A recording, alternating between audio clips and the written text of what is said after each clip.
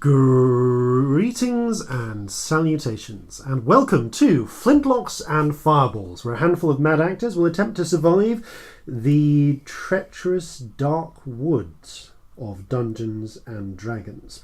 I am your host and Dungeon Master Jason Phelps, and I am joined as ever by Robbie the red-nosed reindeer Bellekom, Sam the smiling snowman Burns, and Ellie, the lost little matchstick girl, Sparrow. Oh shit, why do I die alone and everybody else has Christmas fun? It's one of the weirdest Christmas tales, it has to be said. So are we doing this because this episode's going out on Christmas? Yes! It is exactly a month before Christmas right now. Merry Christmas! Yeah. Merry Christmas! Are we releasing on Christmas Day then? We're probably going to release like a day early or something. We're not really sure. It'll be maybe Christmas. I mean, maybe Christmas. You, the listeners, will obviously know when this did actually come out. Yeah, but it will be near Why Christmas. not write in and tell us? When did this episode come out? We're curious as if we wouldn't know. By this point, who knows? future us will most sleep deprived certainly know. and crazy right then. Here's a fun one. Tell us about what you do for Christmas. That I'd like to know. Ooh. In different countries. Tell us about your Christmas traditions. Yes. I would legitimately like to know. I'm really interested. Other holidays of your choice. Yeah, or whatever holiday you celebrate. My favourite non-Christmas based holiday roughly around this time is Hanukkah, because it's based loosely around a long-scale guerrilla war by Hebrews trying not to get stamped out. I actually don't know enough about that to know if that's offensive or not. I'm not going to lie to you. I don't think it's offensive. I think that's actually how the story of Hanukkah, there's a miracle about the menorah staying lit for a good solid 8 days. They've got enough oil. I did know about that. Yeah. 7 hours, and it goes on forever. Yeah. I remembered that bit, definitely. Yeah, well, they're desperately trying to find some oil that's not tainted. It's a good story. It's a fun story, yeah. It's well worth looking up. That is actually very cool. Speaking of fun stories, it's basically nothing related to it. I wouldn't put ours on the same level as maybe someone's religion. Maybe don't make that directly. Oh no, I wasn't about to start the game. I was going to ask future Jason for something. Oh, definitely don't put future announcements on the same level as a religion. Who might run a religion by now? Who knows? Future us, have you yet started a cult? Yep. Time for messages from the present, with me, Future Jason. Libris Arcana offers monthly or quarterly dice subscriptions. Head over to librisarcana.com, and for less than $12 just under £9, you'll receive a set of 7 premium dice and 3 randomly selected bonus dice every month to sate the will of the die-hungry beast below. This month's set is Sonic Boom! With the festive season being what it is, we want to highlight Libris Arcana's Year of Dice, a 12-month subscription to their dice sets which brings you a new set of dice every month for a year. It doesn't automatically renew, so it makes a great gift for the dice addict in your life, even if that person is you. To celebrate, we even nakedly repurposed a public domain song. On the first month of Dice, Libris Arcana sent to me a natural 20. On the second month of Dice, Libris Arcana sent to me 2 champagne sparkles and a natural 20. On the third month of Dice, Libris Arcana sent to me 3 glitter bomb blues, 2 champagne sparkles and a natural 20. On the fourth month of Dice, Libris Arcana sent to me 4 bubble gums, 3 glitter bomb blues, 2 champagne sparkles and a natural 20. On the fifth month of Dice, Libris Arcana sent to me 5 pride dice, 4 bubble gums, 3 glitter bomb blues, 2 champagne sparkles and a natural 20. On the sixth month of Dice, Libris Arcana sent to me 6 high-vis dice, 5 pride dice, 4 bubblegums, 3 glitter bomb blues, 2 champagne sparkles, and a natural 20. On the seventh month of Dice, Libris Arcana sent to me 7 cherry bombs, 6 high-vis dice, 5 pride dice, 4 bubblegums, 3 glitter bomb blues, 2 champagne sparkles, and a natural 20. On the eighth month of Dice, Libris Arcana sent to me 8 heavy metal sunrise, 7 cherry bombs, 6 high-vis dice, 5 pride dice, 4 bubblegums, 3 glitter bomb blues, 2 champagne sparkles, and a natural 20.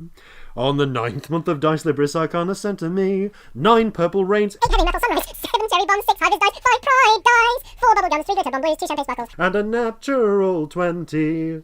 On the 10th month of Dice, Libris Arcana sent to me 10 Hawaiian Sunrise, 9 Purple Rains, 8 Heavy Metal Sunrise, 7 Cherry Bombs, 6 Hivers Dice, 5 Pride Dice, 4 Bubble Gums, 3 Glitter Bomb Blues, 2 Champagne Sparkles. and a natural 20. On the 11th month of Dice Libris Arcana sent to me 11 Sang Royals, 10 Hawaiian Sunrise, 9 Purple Rains, 8 Heavy Metal Sunrise, 7 Cherry Bombs, 6 Hivers Dice, 5 Pride Dice, 4 Bubble Gums, 3 Glitter Bomb Blues, 2 Champagne Sparkles. and a natural 20. On the 12th month of Dice Libris Arcana sent to me 12 Snow Blinds, 11 Sang Royals, 10 Hawaiian Sunrise, 9 Purple Rains, 8 Heavy Metal Sunrise, 7 Cherry Bombs, 6 Hivers Dice, 5 Pride Dice, 4 Bubble Gums, 3 Glitter Bomb Blues, 2 Champagne Sparkles, and a natural 20. Listen up for a spot from our friends over at One Shot Onslaught during the break this episode. And if you didn't catch it already, check back behind this in the track listing for special bonus content we released yesterday on Christmas Eve. A very LaBeouf Christmas. A Shire LaBeouf one-shot with Ellie serving as Shire Master. And now, back to you, past Jason, and the ominous results of the Magic 8 Ball. Reply hazy, ask again later. Right. All praise, all praise. That would be the worst thing to come up on a Magic 8 Ball. What? Yes, Like, it would. Magic 8 Ball, does Sheila love me? All praise, all praise. I'm gonna go to bed now. Goodbye. So, while Lily gets some much needed rest, and a break from this particular inanity, the rest of us are going to power on Woo! Now I'm still here. Psych. with Flintlocks and Fireballs. Our land stands on the sabre's edge. Our cities are a powder keg. Brother chains, brother, no one's free. A life on land is short, you'll see. So gather your muskets, gather your spears, we'll plunder the shores of Calcinea. No kraken, storm or spell we fear, so come and sail with us, my dear.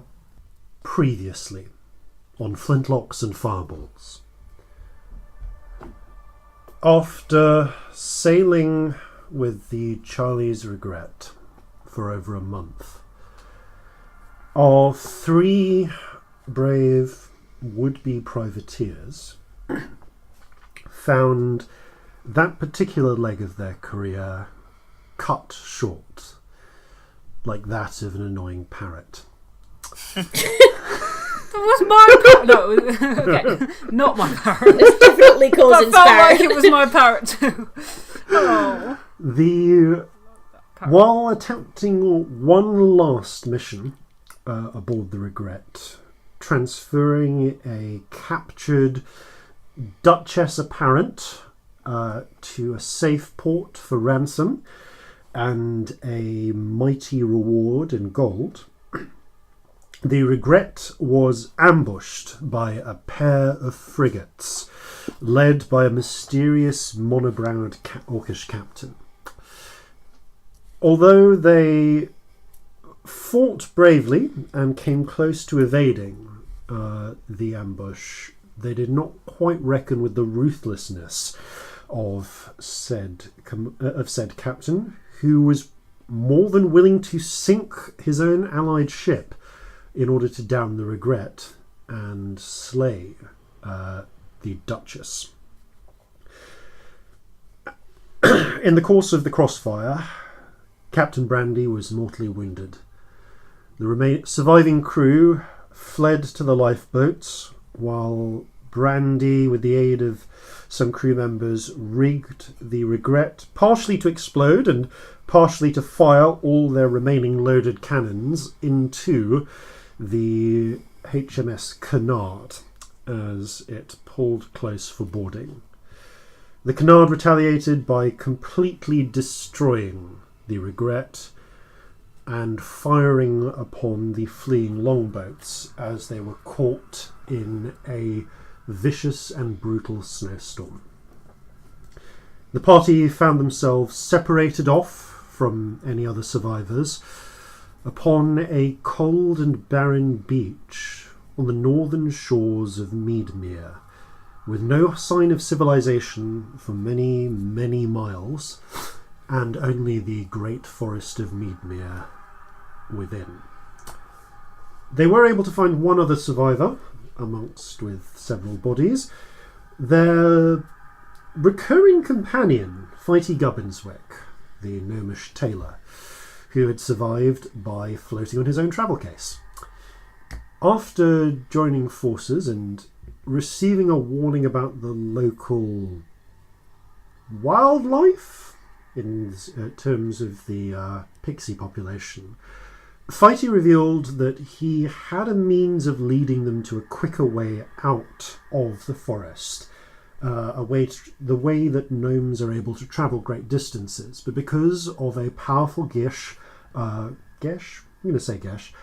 placed upon him, was unable to reveal anything about that to the party that they did not already know. However, as the parties began their long march through the woods, travelling at a very slow speed, over a week, and this is a Calcinian week, so 10 days, has passed. Being constantly harassed by pixies all the while, the party found a pair, possibly two of many, great stone stelae, obelisks, with a vaguely three-sided pyramid-like crest thrusting down into the forest earth, beyond which was a profound sense of wrongness or emptiness for one member of the party, and for two more, a sensation that the spirits that follow them are intensely uncomfortable in this place. Feeling a pull, however, to something deeper into this strange void, Scamp and the party agreed to head further in. You've travelled about, about 8 or 9 miles into this area. Actually, maybe a bit less, 5 or 6, before the swiftly approaching sundown of the winter months arrives. Along the way, and this is something that you might have started to consider as you begin setting up camp for the evening. Celestia and Corzin, can I have the pair of you only give me a perception check? Okay. So that is 16. 9. Celestia. It's not something that we usually mention because they're so commonplace and you're so used to seeing them. But as you've travelled through the world, you saw these periodically down in the Underdark, and also slightly more here on the surface. Although they're common in civilized areas, even travelling through wilderness, you see small spirits, usually little flashes of colour, what look like little eddies or currents in the air blowing leaves along. It's not unusual for you to see 1 or maybe 2 in a day, just wandering place to place. And for the most part, they aren't very interested in you and don't really form a large part of your adventures. It's just like seeing squirrels or Yeah, whatever, it's like seeing squirrels. They're just around, and they are largely unmarked upon by everyone else. However, since travelling past, and even within the Great Meadmerish Forest, you have occasionally seen small spirits here and there. Mm-hmm. They are in this place. But since passing beyond those pillars, you have seen no spirits except the ones that you have brought with you. It has been a distinct absence. The However, you quickly set up a camp, and with the aid of Scamp's ever-burning torch, you are easily able to get a campfire going.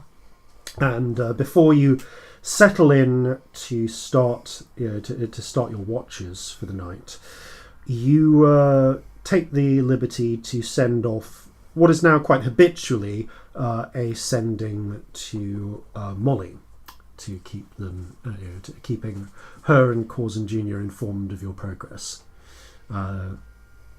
We don't need to cover exactly what that is. It's fairly standard. You're just just we're okay. Yeah. telling her that you're okay, and sending a small message of love and comfort from Corzin. So as we finish this, I look at Corzin and go, "Fuck, sending exists. Why are we all so stupid? Vig, we could check if Vig's alive." And Corzin responds to this.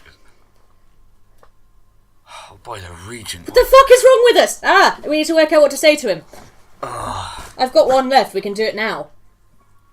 Well, first things first. Are you even alive? Yeah. Well, no, you don't need to say that, because if he isn't, he won't hear it. Yeah, I won't come back. So I mean, it's Celestia. It's probably helpful, isn't it? Yeah. Just because he can't see me, you never know. Did he know that you had the ability to do this? That could freak a person out if they're not. I mean, I Brandy knew. Didn't you do it for the princess? I did it for the princess. Or whatever she was. I did it for the princess with Brandy, but I don't know if Vig was around. I imagine he's probably been told. I wouldn't worry too much. And he knows what sending is, doesn't he? Presumably. I should probably say I'm with you two. Yeah, and ask him where he is. If anyone else survived. With Corzin and Scamp.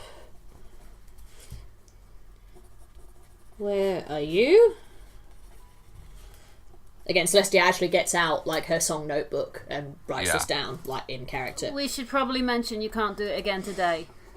Yeah. Because otherwise you might message back questions and then worry when... Assuming he's alive. He might. 1, 2, 3, 4. Sure, we'll get to that if it happens. 4, 5, 6, 7, 8, 9, 10, 11, 12, 13. I'm going to end with... We can't fly today. So that is now 1, 2, 3, 4, 5, 6, 7, 8, 9, 10, 11, 12, 13, 15, 16, 17. Okay, I've got 17 words, so we've got 8 more. Is there anything else we want to say? I've got it's Celestia with Corzin and Scamp. Where are you? Are you with anyone? And my last sentence is we can't reply today. Watch out for pixies. Yeah, if they haven't found it already. So 8 words. Watch out for pixies. Watch out for pixies. Keep fire near. That's 8 words. No, keep fire with you. That's 8 words. Okay, right. So watch. I'll end on that actually.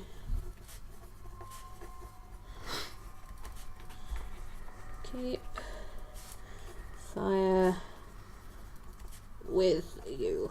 Okay. So I gather the spirits together into a little ball, as ever, talking to it like it's a walkie-talkie. It's Celestia with Corzin and Scamp. Where are you? Are you with anyone? We can't reply today. Watch out for pixies. Keep fire with you. And then I blow them away, as ever. The streams of spirits vanish. Now we wait, I suppose. The fires crackle in the centre.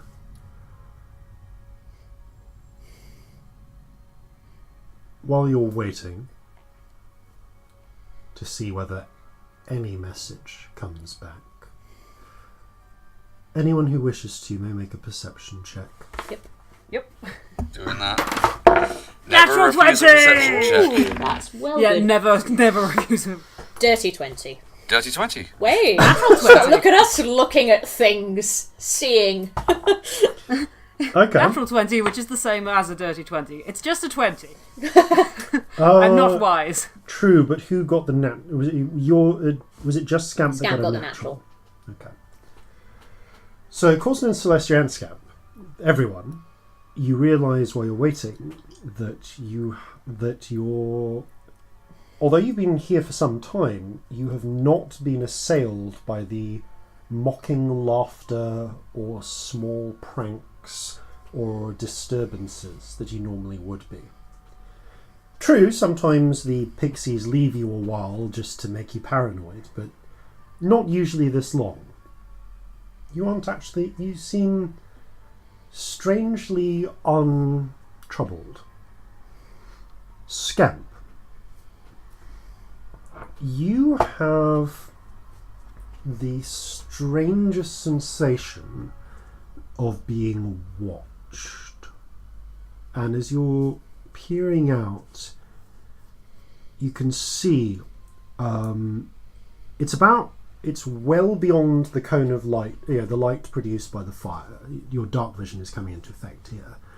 And even then, it's more about your ability to just see at long distances.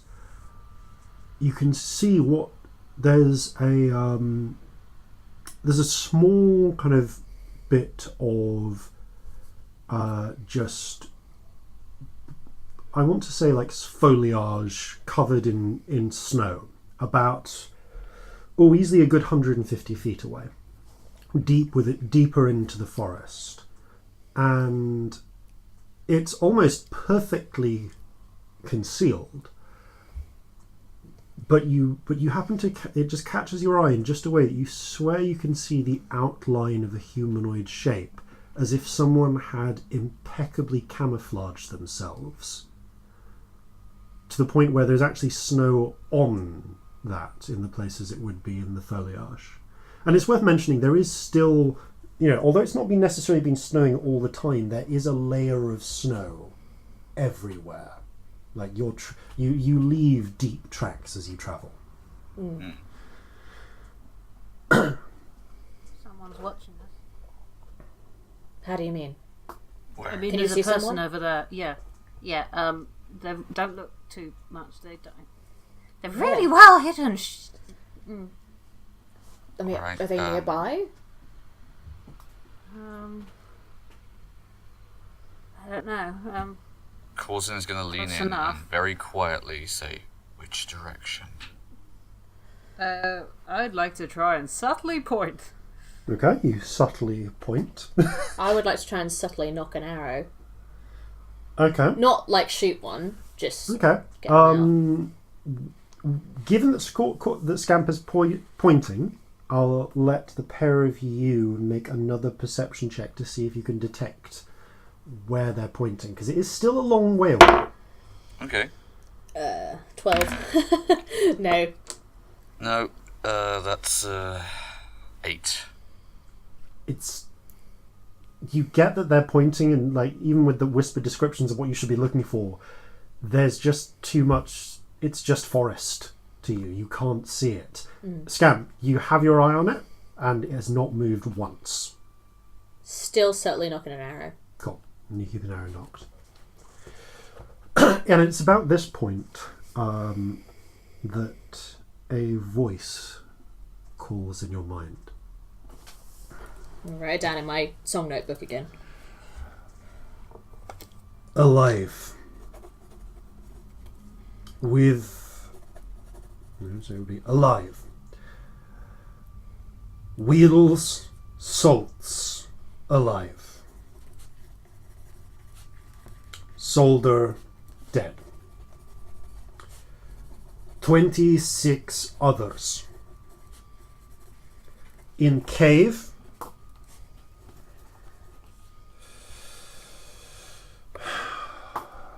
beach.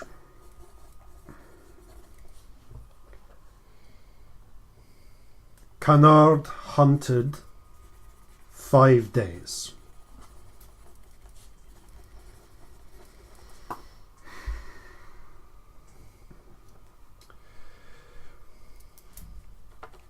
Send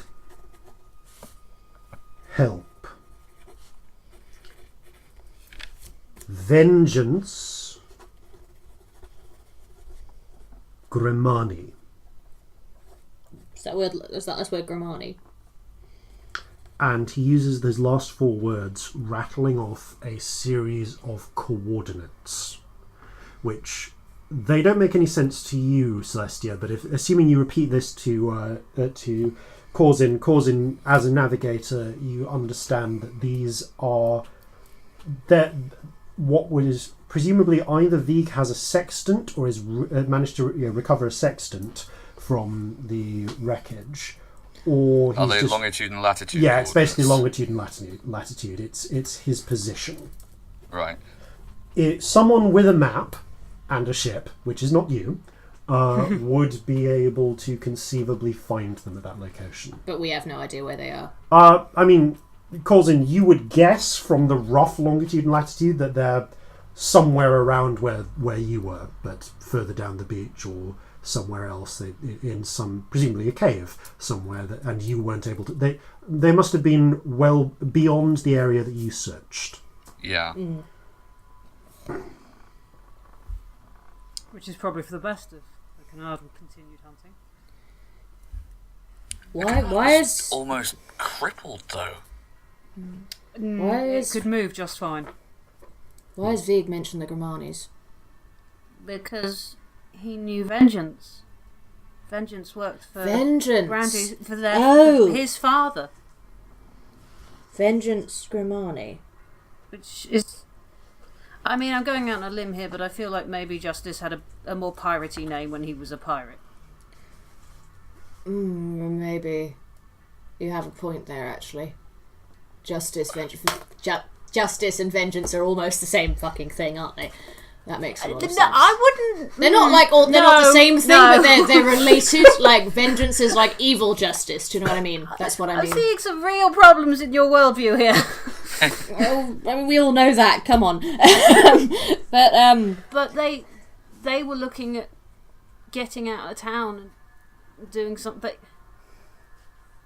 They might be able to help. Why? Why is he mentioning them there? I mean, obviously, him, Wheels and Salts are alive. Solder's dead. He's got 26 others with him. Being hunted by the Canard for 5 days. He's in a cave on a beach. Send help makes sense, but Vengeance Grimani, like, out of context. He thinks Vengeance can help. He knows we can't, surely. I mean, we definitely can't. Yeah.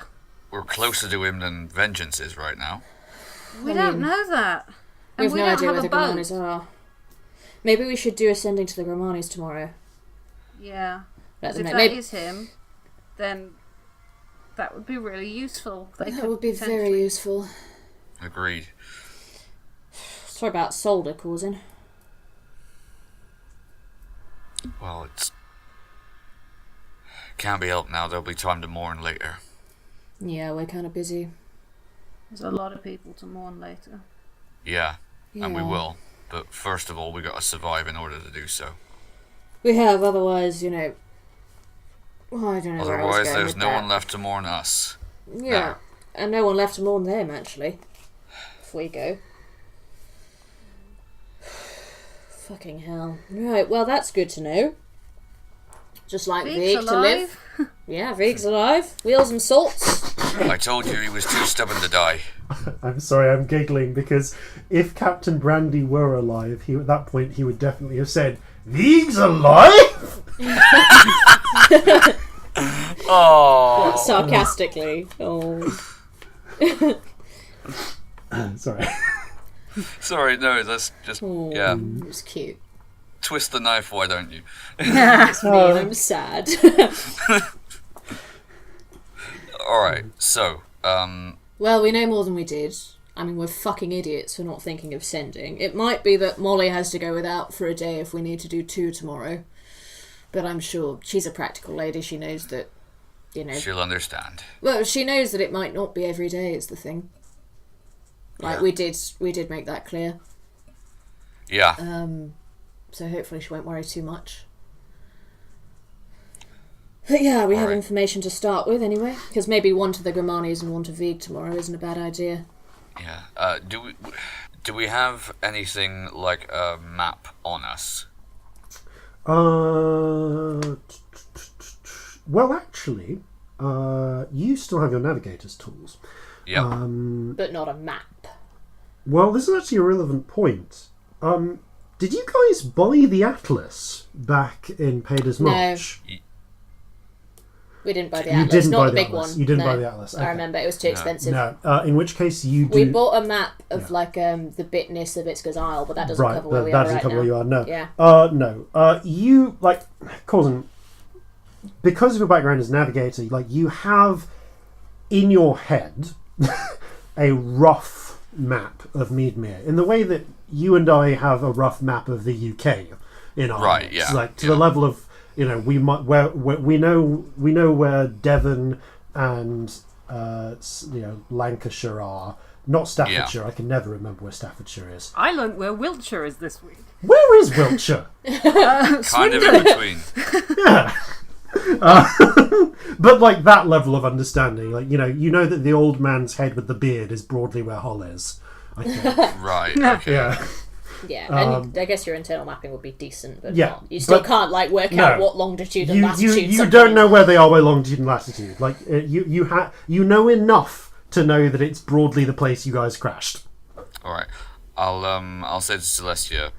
All right. Make sure you keep those numbers written I've got it down all written somewhere. down, darling. Don't worry. All right. Well. Well, that's something. Could Yeah. be worse. I mean, some It'd people be a have lot survived. better if we had a map. We could. Yeah, we're useless, really. I mean, we can tell the Gramanis, I suppose. I mean, I had a treasure map. That's not quite the same thing. No, not quite. And Slavitska's Isle is fucking miles away from Meadmere. It's not like it's even. I've got another nearby. map though. What I got map? another bit, didn't I? I mean, not a full map, but the thingamajig, the little with the creepy map from the skin. Yeah. No, not there. What? You know how it turns out my nice treasure map's made from dead people? Yes. Hopefully dead people, because Yes. that's worse. Dead your people. Oh, yeah. I got another bit, didn't I? Of Oh, the little weird corner bit thing. yeah. Yeah. What did that have on it? Ha. It's got creepy pyramid things with eyes on it. Oh well, shit. This could be helpful. And Okay. as you put the little bit of skin map over the torch, Yeah, listeners, we will put it in the links Yes. as ever, so that you Yeah. can be looking at this when we are. a series of a small sketch of one of the eye stelae appears on it, as well as quite a lot of writing in the strange cursive disconcerting language of tieflings, which no one except you can read. Okay. Oh, look at all the people who read their notes and spells between sessions. Right. What does it say? Look for the eye stelae. That's this fella. Big eyes show the way, Okay. which is where we're going. Oh, keep your fires lit, pixies. I mean, well, that would have been great to know. really a while good a couple of ago. Ah, watch out for wood elf hunters. Wood elves. What's a wood elf? They're fucking Is that like- batshit, mate. That's what they are. They're scary, crazy. How are they different from elves? Am I being racist? DM, correct me if I'm wrong on this one. This is what I'm remembering from conversations ages ago. Yeah. They kind of live in forests and they're a bit sort of reclusive and violent and weird. Like If they're whatever- anything like the reavers that you'd meet on the sea, we don't want to run into them. Are they? How bad are they? Are they that bad? Pretty much, yeah. From Yeah, what I you know. mean, I've not heard an awful lot about reavers, but they sound pretty fucking similar, but in the sea, to be perfectly honest. Are they really good at camouflage and possibly watching right now from, over there? I don't know about camouflage, but they live in the fucking woods for their entire lives, so it makes sense, Scamp, wouldn't it? you look back over, it's gone. Oh, he's gone. Oh, shit. Okay, I good. don't like this at all. Right, well, Right, more words. what else does it say? Let's just, yeah. Once you get inside the ring, it's all gone. I didn't kill the Guardian. It's a massive... Great. Guardian? Oh, good. And it's a massive... Brilliant. Lovely. I'm guessing the next words aren't friendly person. It could be elk. You never know. It's not very We fucking killed elk, the is Guardian. it? Is that a good or a bad thing? We didn't kill the Guardian. That's not an elk. It's definitely not an elk, is it? Let's be honest. Didn't get any further in than... Left the crew who didn't... Oh, good. So they left some people behind. I'm guessing they're dead now. Bring potions. Anyone got potions? Maybe. Hang on. Got spells. I've got some holy oil. I've got sea invisibility potion. I've got tool venom. No fucking healing potions or anything helpful like that, though. I've still got some holy water left over, but... Well, I think holy water will be extremely helpful in this situation. I don't know if this makes me feel better or worse about where we're going. I mean, it was pretty fucking horrifying anyway, let's be honest. You've been saying, I feel like there's something pulling and, you know, the voice that you can't hear wants me to go there. It's all been a bit scary so far, if I'm honest. I'd say my feelings are hurt, but, you know, she does have a fair point. From her perspective, this is probably a little worrying. It's pretty worrying. If we hadn't seen him once, I'd be really concerned that you were just having problems, to be honest. But he came from the place the last map led to. Oh, very true. Very true. With the crazy, definitely evil person. I mean, what do we do here? It's night time. Do we try and camp? I mean, we've definitely been seen. Should we move and then camp? I think we should. Yeah, if I don't been think we should observed here, camp here. I'm not waiting for an ambush. No, not from I don't think fucking it'll wood make elves, much mate. difference. I mean, don't get me wrong, I've never met a wood elf, but I've heard some shit. What have you heard? Super crazy murderers who live in the woods alone. Sounds like the... I mean, although I was brought up with some pretty bad ideas about people, so not necessarily worth trusting my upbringing on what people are like. But... Would Corzin have come across any wood elves before? No. I'm just going to sad and outstate that. No. Give me a history check, though. Okay. Because you have spent time in Meadmere. History, 19. You've never seen a wood elf, but stories of wood elves are very much alive and well in Meadmerish folk culture. There are the usual stories of them stealing children and unwary travellers, although those are also attributed to the drow. But whereas the general assumption is that drow will steal you and then enslave you, the fairy tales around wood elves largely involve them eating you. Oh, that was the bit that I forgot out of character. Yeah, I knew there was something that I was forgetting. Yeah. Yeah. Yes, cannibalism is a frequent part of the tales. They are also known to be nightmarishly effective in the woods. They don't use gunpowder. They are stalkers, ambush hunters. They have been known to, generally it's understood that they keep to the woods, though. So most of those fairy tales sort of follow the idea of stay out of the woods. If you go into the woods, the wood elves will kill and eat you. But there are also often enough disappearances of people going into the woods that they don't seem to just be fairy tales.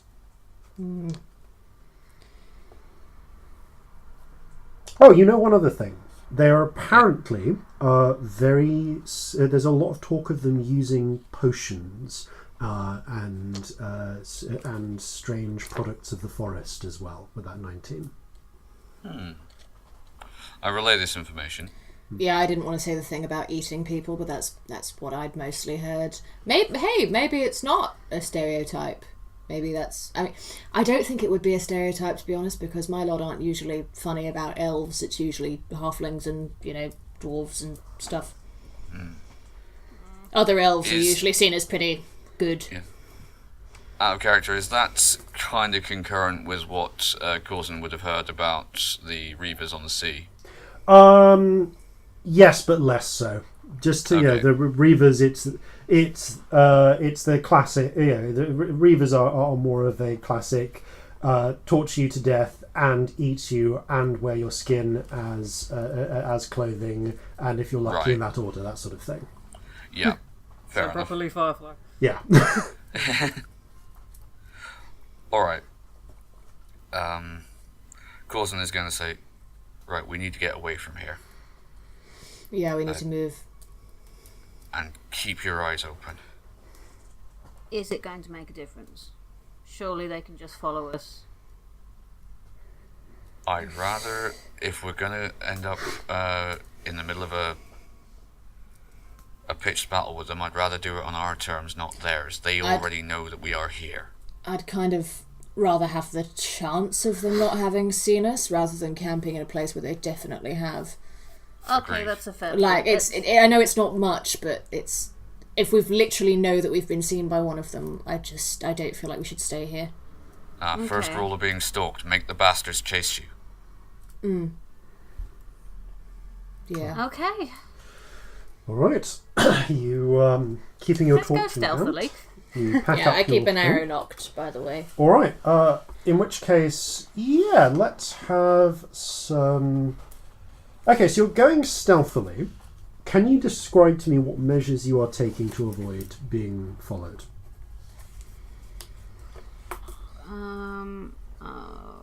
You've got prestidigitation, don't you? Yes. I Can could you be... use it to cover our tracks? Yeah, I mean, can I do that? Is that allowed? Let me check the spell description. Yeah, you'll have a better one in the book than I will in the card, so...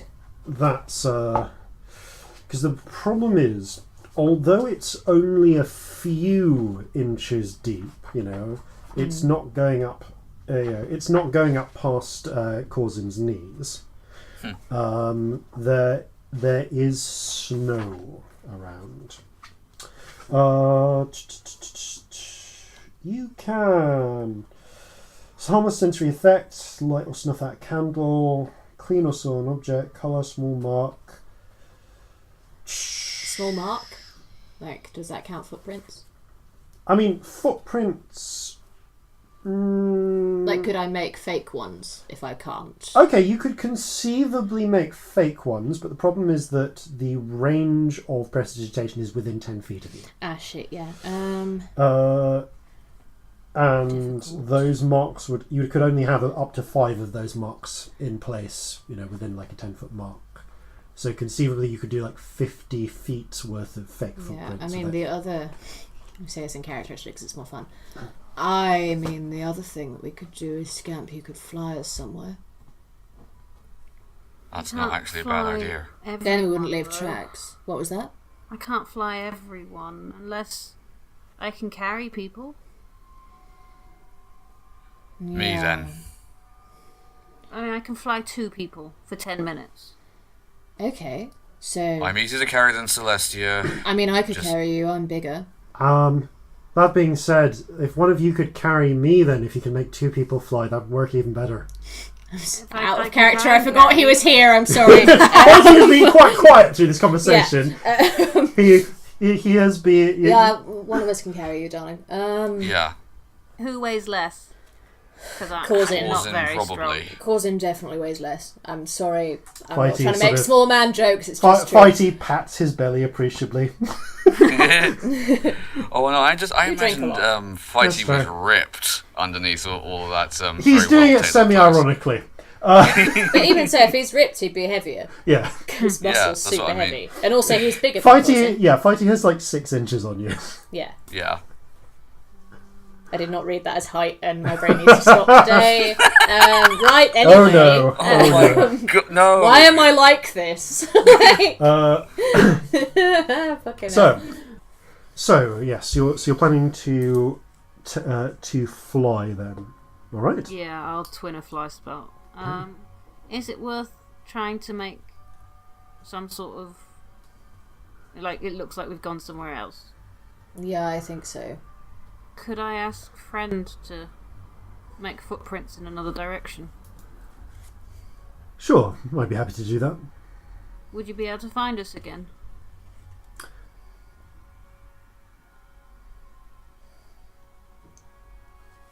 That might be a little difficult. I can't... I need to be within a certain distance to keep in... to be able to talk to you like this. If you tell me broadly where you're going, then I can try and catch up with you normally, as it were. I don't want to risk losing you. Well, the alternative is if I go and make some tracks now and then come back. Because I can follow, back my own tracks easily enough. How soon do you think we need to move? I mean, soonish, really. As soon as possible, realistically. Is it more important to have a false trail, or is disappearing enough? Ask friend how long it'll take him. How long do you think? I can do this for up to an hour. So if you wanted, I could just go 30 minutes in a direction and then. We don't have that long. In which case, as long as you need. If you want me to just go 5 minutes in a direction and then pop back, it'll take me 10 minutes total. I can make tracks as quickly as I can move. It's literally a case of just pressing into the snow.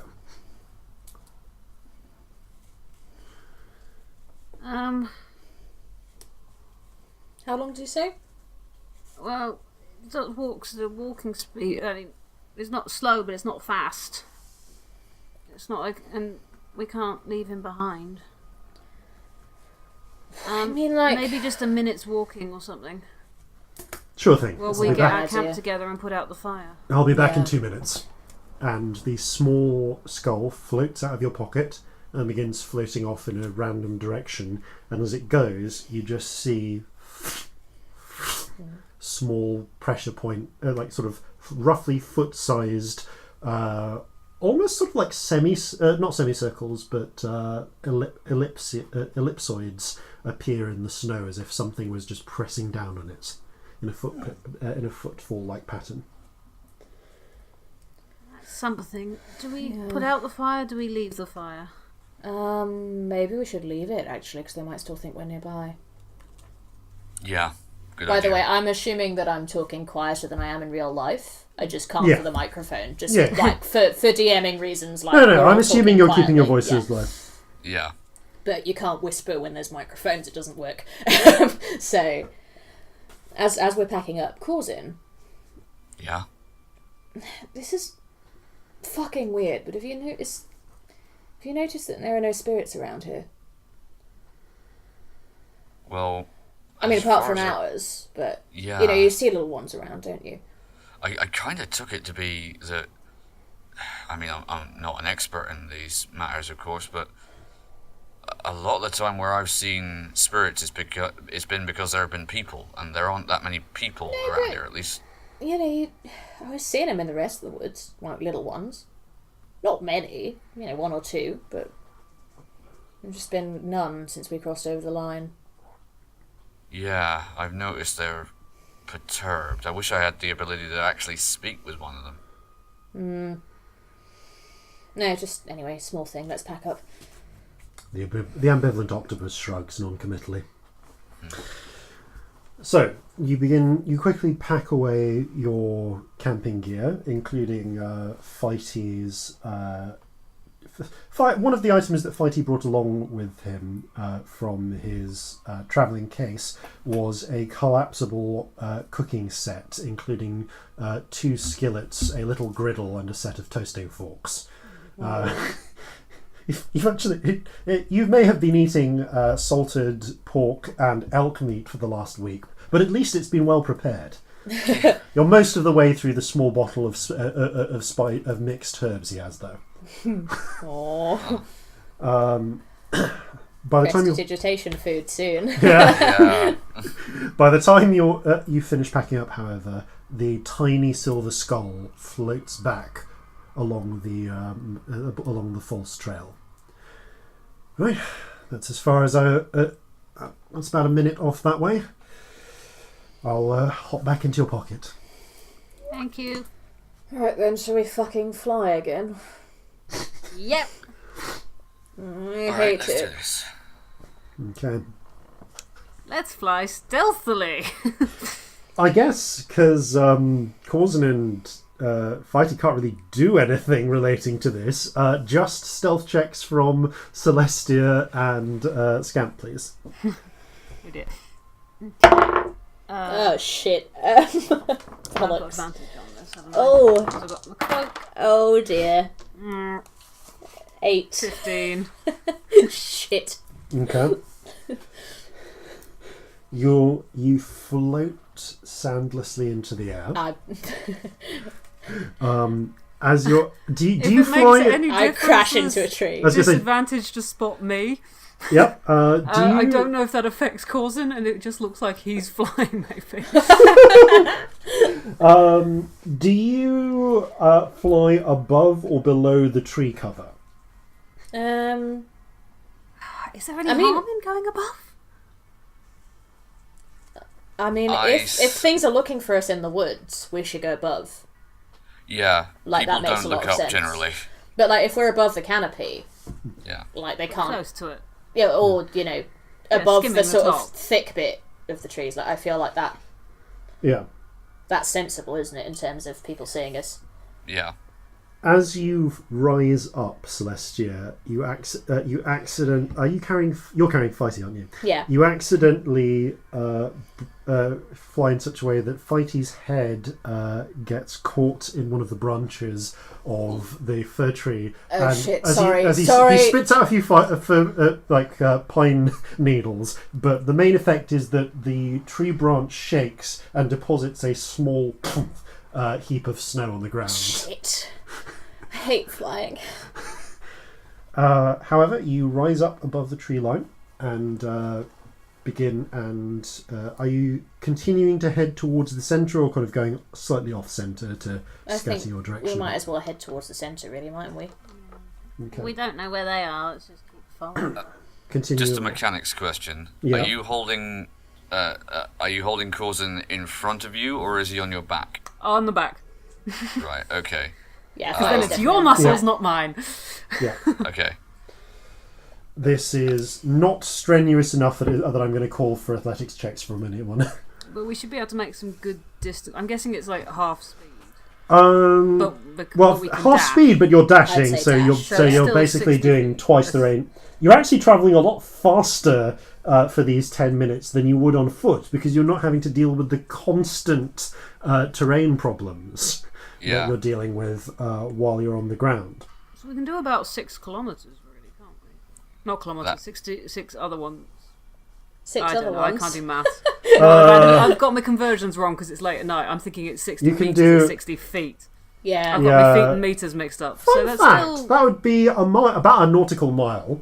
not a bad distance. Yeah, Yeah, pretty it's, good. it's about a nautical mile. I can't remember how long an actual mile is, but I know that a nautical mile Yeah. is very close to 6,000 feet. Yeah, like if we fly for sort of the whole time we can fly, which I feel Yeah. like if we really want to get away from where we are is a Yeah. sensible But yeah, idea. you put a good mile between you and your last campsite. 1.136. Yeah. Fun fact: a nautical Great. mile is like nearly 1,000 feet longer than a land mile. That's really weird. Something probably to do with the curvature of the Earth. Who knows? I was going to say it would have to be the curvature of the Yeah. Earth, wouldn't it? Not a clue. No idea. So How do you even work that out? Who It did could that? just be that miles have been weird historically. Like, there miles used to be a are different- weird Most certainly. historically. Probably. Like there was Yeah. a London mile, there was a Northern mile. Very true, actually. Yeah. Every country had its own mile. Yeah. That is Fucking nonsense. Inches worst. similarly, feet. There was a very good horrible history sketch about it. Though. Oh. oh, fun. That show was great. Okay. You after a mile, you both feel a strange sort of tingling around your brain, for want of a better word. One of the strange effects of Scamp's spell is that while you gain beholder-like powers of flight, you also seem to momentarily gain the instincts to use them accurately. And you also get an instinct that your strength is weakening within the last minute or so of the spell. Time to land. Yeah, we gotta go. So you deposit yourself down. Celestia lands, she goes, oh, I feel sick. Oh no, you don't get seasick anymore, you get airsick. This is actually a Shut up. valid point. From the air, anyone who is keeping an eye out can make a perception check during this last bit. Yes. I was going to ask actually. Oh, yeah. Because of where I am. I will make a perception check. 19. 17. Ooh. Perception, that's 23. Fucking hell, hello. Okay. 19 and 17, about 6 miles away, you would say, deeper in, there is you couldn't exactly, because of the altitude you're travelling at, which wasn't too high up, you couldn't exactly see where the ground level. But there's a curious absence of trees, as one might get if one were to clear-cut trees either side of a road. And this sort of absence of trees snakes in a slightly circuitous and, like, with twists and turns, almost seems to be a circular fashion. You can't see the whole of the circle. It's more that it's like travelling around some very large circle, broad within this huge domain of this area. Is that about where the pyramids were? No, it's deeper in. Okay, is it ahead of us? So so the pyramids, you're about 6 miles away from the pyramids. This would be, as it were, 12 miles in from the pyramids. I was going to ask, when we're up in the air, is there any noticeable change in the spirits? They don't seem any more comfortable now. Okay. Just Corzin. checking if maybe it was altitude based. Corzin, with a 23, however, Yeah. you spot a very small smoke column rising out of the woods about, I want to say, 2.5 miles off. Not directly, like, heading from where you are towards this centre point you're going to, but like a little bit off, but still broadly heading towards where Scamp is feeling the pull. Okay, I point it out. Look, over there. You see that? Oh shit, yeah. Probably fucking wood elves, isn't it? It seems likely. Alright, let's not go there. I mean, we could go check. Isn't it out of character? It's 2.5 miles away, isn't it? It's 2.5 miles away, so it would take you the better part of a couple of hours because of how terrible. The better part of a couple of hours, maybe an hour and a half, let's say, because of how hard it is to move overland in the in the woods.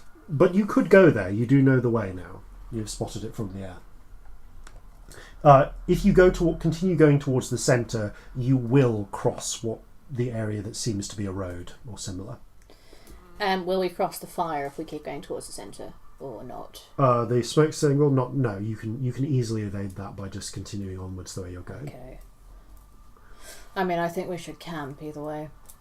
Yeah. I mean, if you really want, I can do this once more and we can get more distance. What do you think?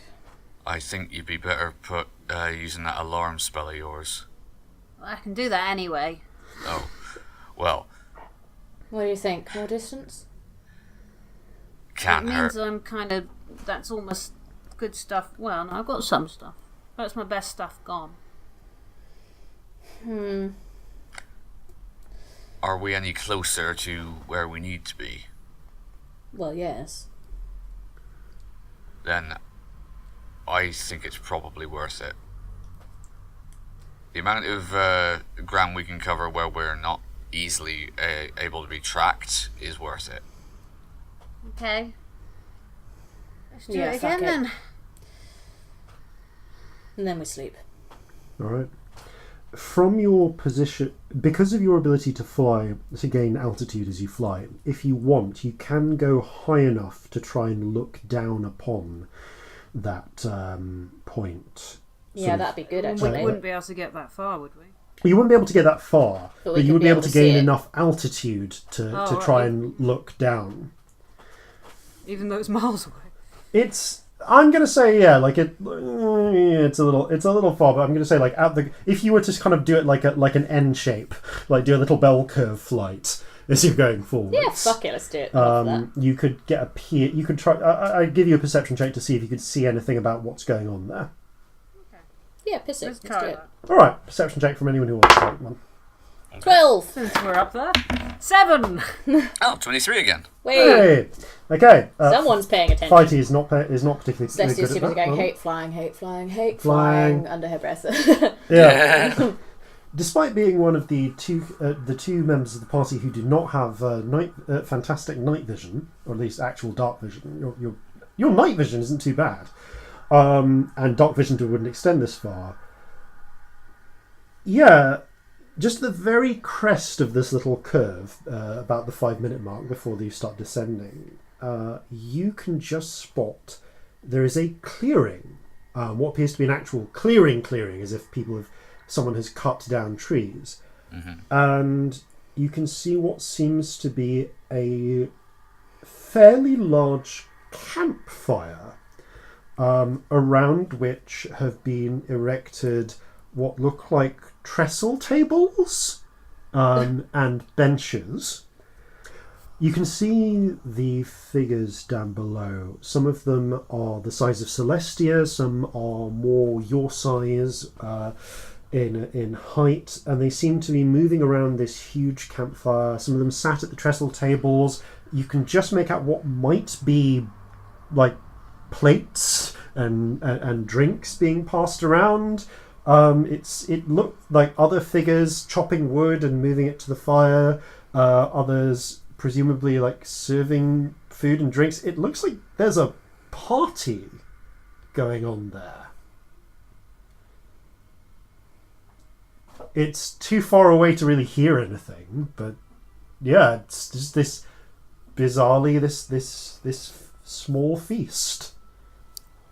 It's like it's like not like a full on welcoming home the hero's feast, but more like an army on campaign that was celebrating and might set up some trestle tables around their campfires. Right, because I was going to say there aren't any other obvious buildings or pieces of civilization that might account for the fact that why there's a load of people there. Not that you can see, no. Okay. I relay all of this to the others. Let's see. It's the weirdest thing. I mean, can I tell even from this distance if they look like soldiers or anything like that? Yeah, you can tell that some of them are wearing quite heavy, some of the larger ones and those who are sat down seem to be wearing quite... It's hard to tell whether they're wearing very heavy clothes or actual armour. But if they are wearing armour, then they're wearing armour, like full-on chainmail type armour, which would be a bit weird in this day and age. Yeah. Like, the only people still wearing chainmail in the here and now are dwarves. Do I know what wood elves tend to wear? Probably animal skins and shit, I imagine. I mean, as far as you know from the Drow conception, they favour light armour. Although the last Drow player you saw about them had them literally covered in a bear skin, screaming and covered in blood. Yeah. Yeah. Yeah. Well, that's fucking weird, isn't it? Yeah, that is. And are the little ones, are they children or just a different race? Just short people. Too hard Can't tell at this to range. see at that range. But they could be. If they're children, then what are they even doing here? With people in armour? Were the little ones wearing armour, actually, is a good question. Yeah, that's a good point. No. Although there were some of them sat at the tables. There were more of the small ones doing the fetching and carrying than tall ones, although there were some tall ones as well. I assume you relay this. Yeah, I would. What I would also say is, now I have to admit I'm curious about this, but at the moment I don't think that satisfying my curiosity is going to do us any good. We need to make sure that we're hidden first. I think priority is camping. Well, you can't get to them anyway, it's too far. No, it's too far for today, and also, if we do get to them and they are hostile, we have less spells than we'd like. Yeah. Or, I used my biggest stuff on sending. You've used all your good shit. Let's fly. You complete your descent and finding a suitably enormous stretch of forest, touchdown, and begin the process of setting up your new campfire. Are you taking the same watchers as previously? So the order for that was Scamp, Celestia, Corzin, Fighty. Yeah, happily. Yeah, it would make sense. Yeah. Okay. Scamp, can I ask you for roll your perception check while you're keeping watch, please? That's a 1. You remain unassaulted by pixies throughout your watch, although you swear there's this really weird thing that happens at one point. Like you're watching out, and the forest has been pretty quiet compared to the other the forest beyond the pillars. But every now and again you'll catch like a glimpse of wildlife, just like a little rodent or something. And at one point you catch sight of a little rodent scurrying along the forest floor, and it's a little hard to see exactly. And as you watch, this hawk just flies down silently, picks the rodent up, carries it off. An hour later, you're watching the same point, and you see another rodent scurrying across the forest, following the same path that the previous one did. And as it gets to around about the same point, the same hawk, as far as you can tell, flies down and snatches it up. Then flies away with it.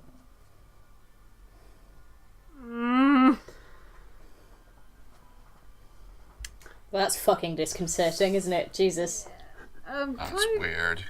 Try and move something around that area so that if it happens again, it can't happen the same way. Okay. So what do you want to do? You want to like try and find a bit of fallen tree branch or something and stick it in the way? Yeah, just move it so that the path of the little creature would be different. Okay. Stretching on to the very end of your watch, so you actually stay up a little bit into Celestia's watch. You're just fixedly watching this point when another hour later, a little rodent appears, flies to... sorry, no, doesn't fly. Scurries up, reaches the point where the tree branch is, stops, scurries around it, back to the point where it would be otherwise, carries on, and at that point, the hawk flies down, picks it up, and flies off with it. Give me a perception check, please. I'm awake. You're now awake, too, so you can as well. I do one as That's well? a 1! Oh shit, 19. Okay. Scamp, this is really fucking weird. Celestia.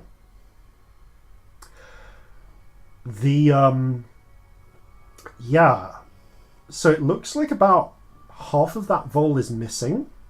You can see exposed bones. And now that you look at it, the feathers on that hawk are a little threadbare too.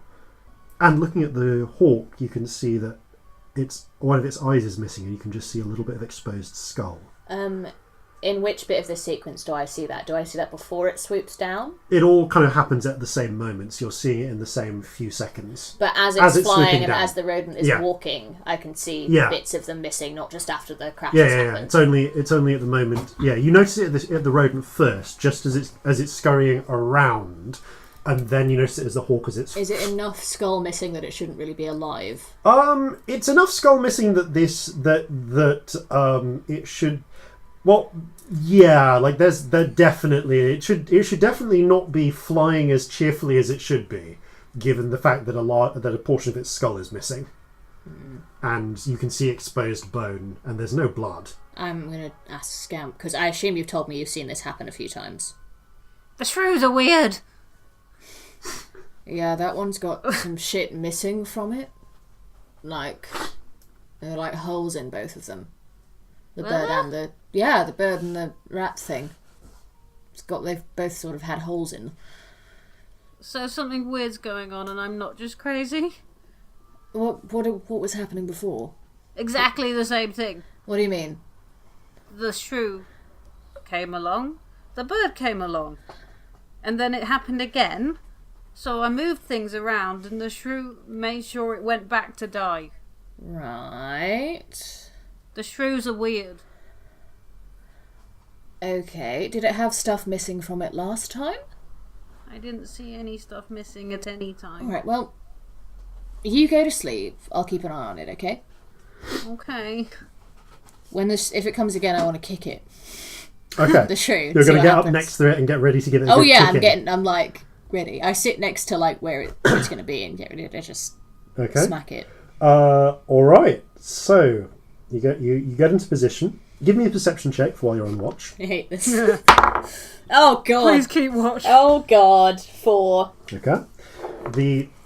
You're really focused on this shrew, and an hour later, not exactly an hour, like 70 minutes later, but you know, a shrew comes up through the underbrush, patters along, and now that you're looking, you can actually see there's this repeating tiny little trail. Is more or in less this. of it missing? It's periodic. It's the same amount missing as before. Okay. It's not apparently degraded much. I kick it. Okay, give me an attack roll. Adding what? Dex and proficiency. So 12. Okay. It's a fucking shrew. it's a mate. shrew. Oh no. Sorry. 13. Yeah, I it's should a take shrew. that up. You hit it. Are you trying to do damage?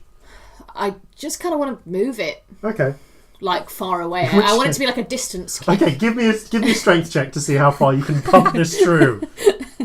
just to check. Yeah. Okay. That's really good. So that's a dirty 20. Nice. Okay. It sails off to the far side of the campsite.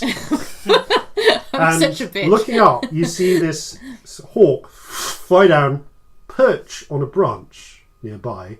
As you watch, this shrew begins scuttling back along the campsite until it reaches the same point.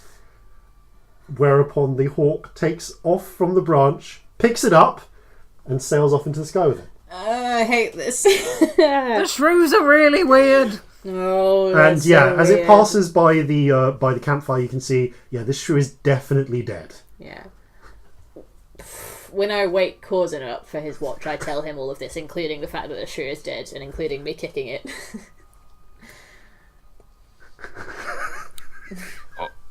Alright, this is weird. Fucking Okay. weird. Also, it's not just me. I'm not just going insane because Scamp saw it too. I know that we've been in a forest for a while, and I could be going, off the rails a little bit, but 2 of us have seen it.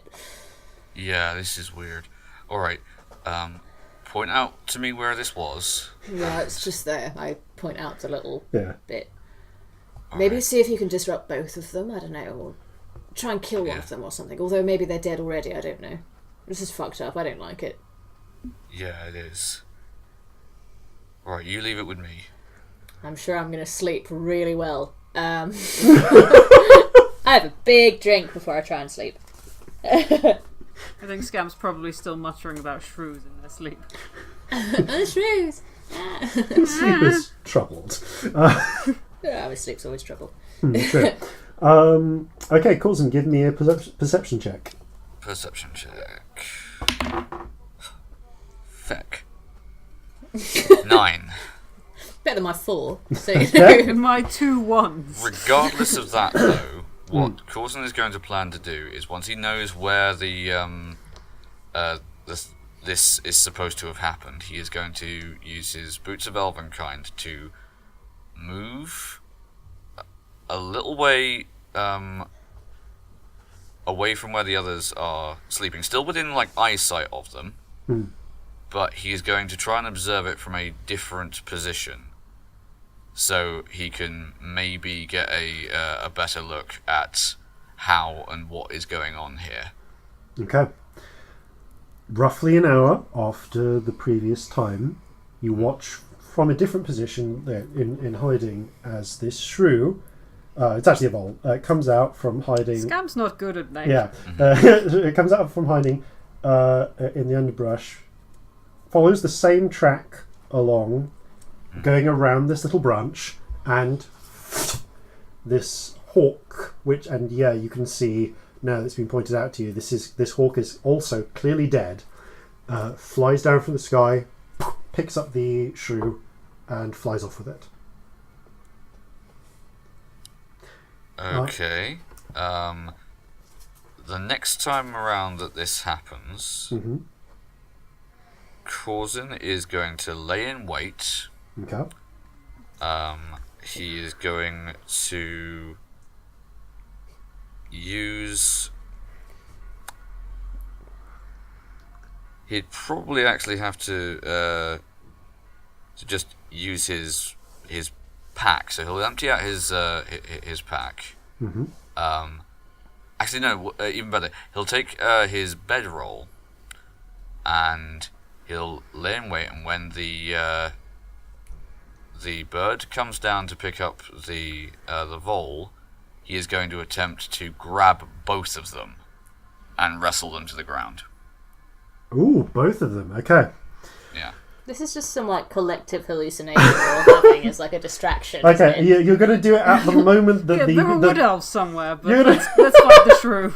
you're going to try and do it. That's the wood pointless elves. because if this is if these are animated dead things, then we're going to have to study them carefully in order to figure out what is making them tick and what is causing this.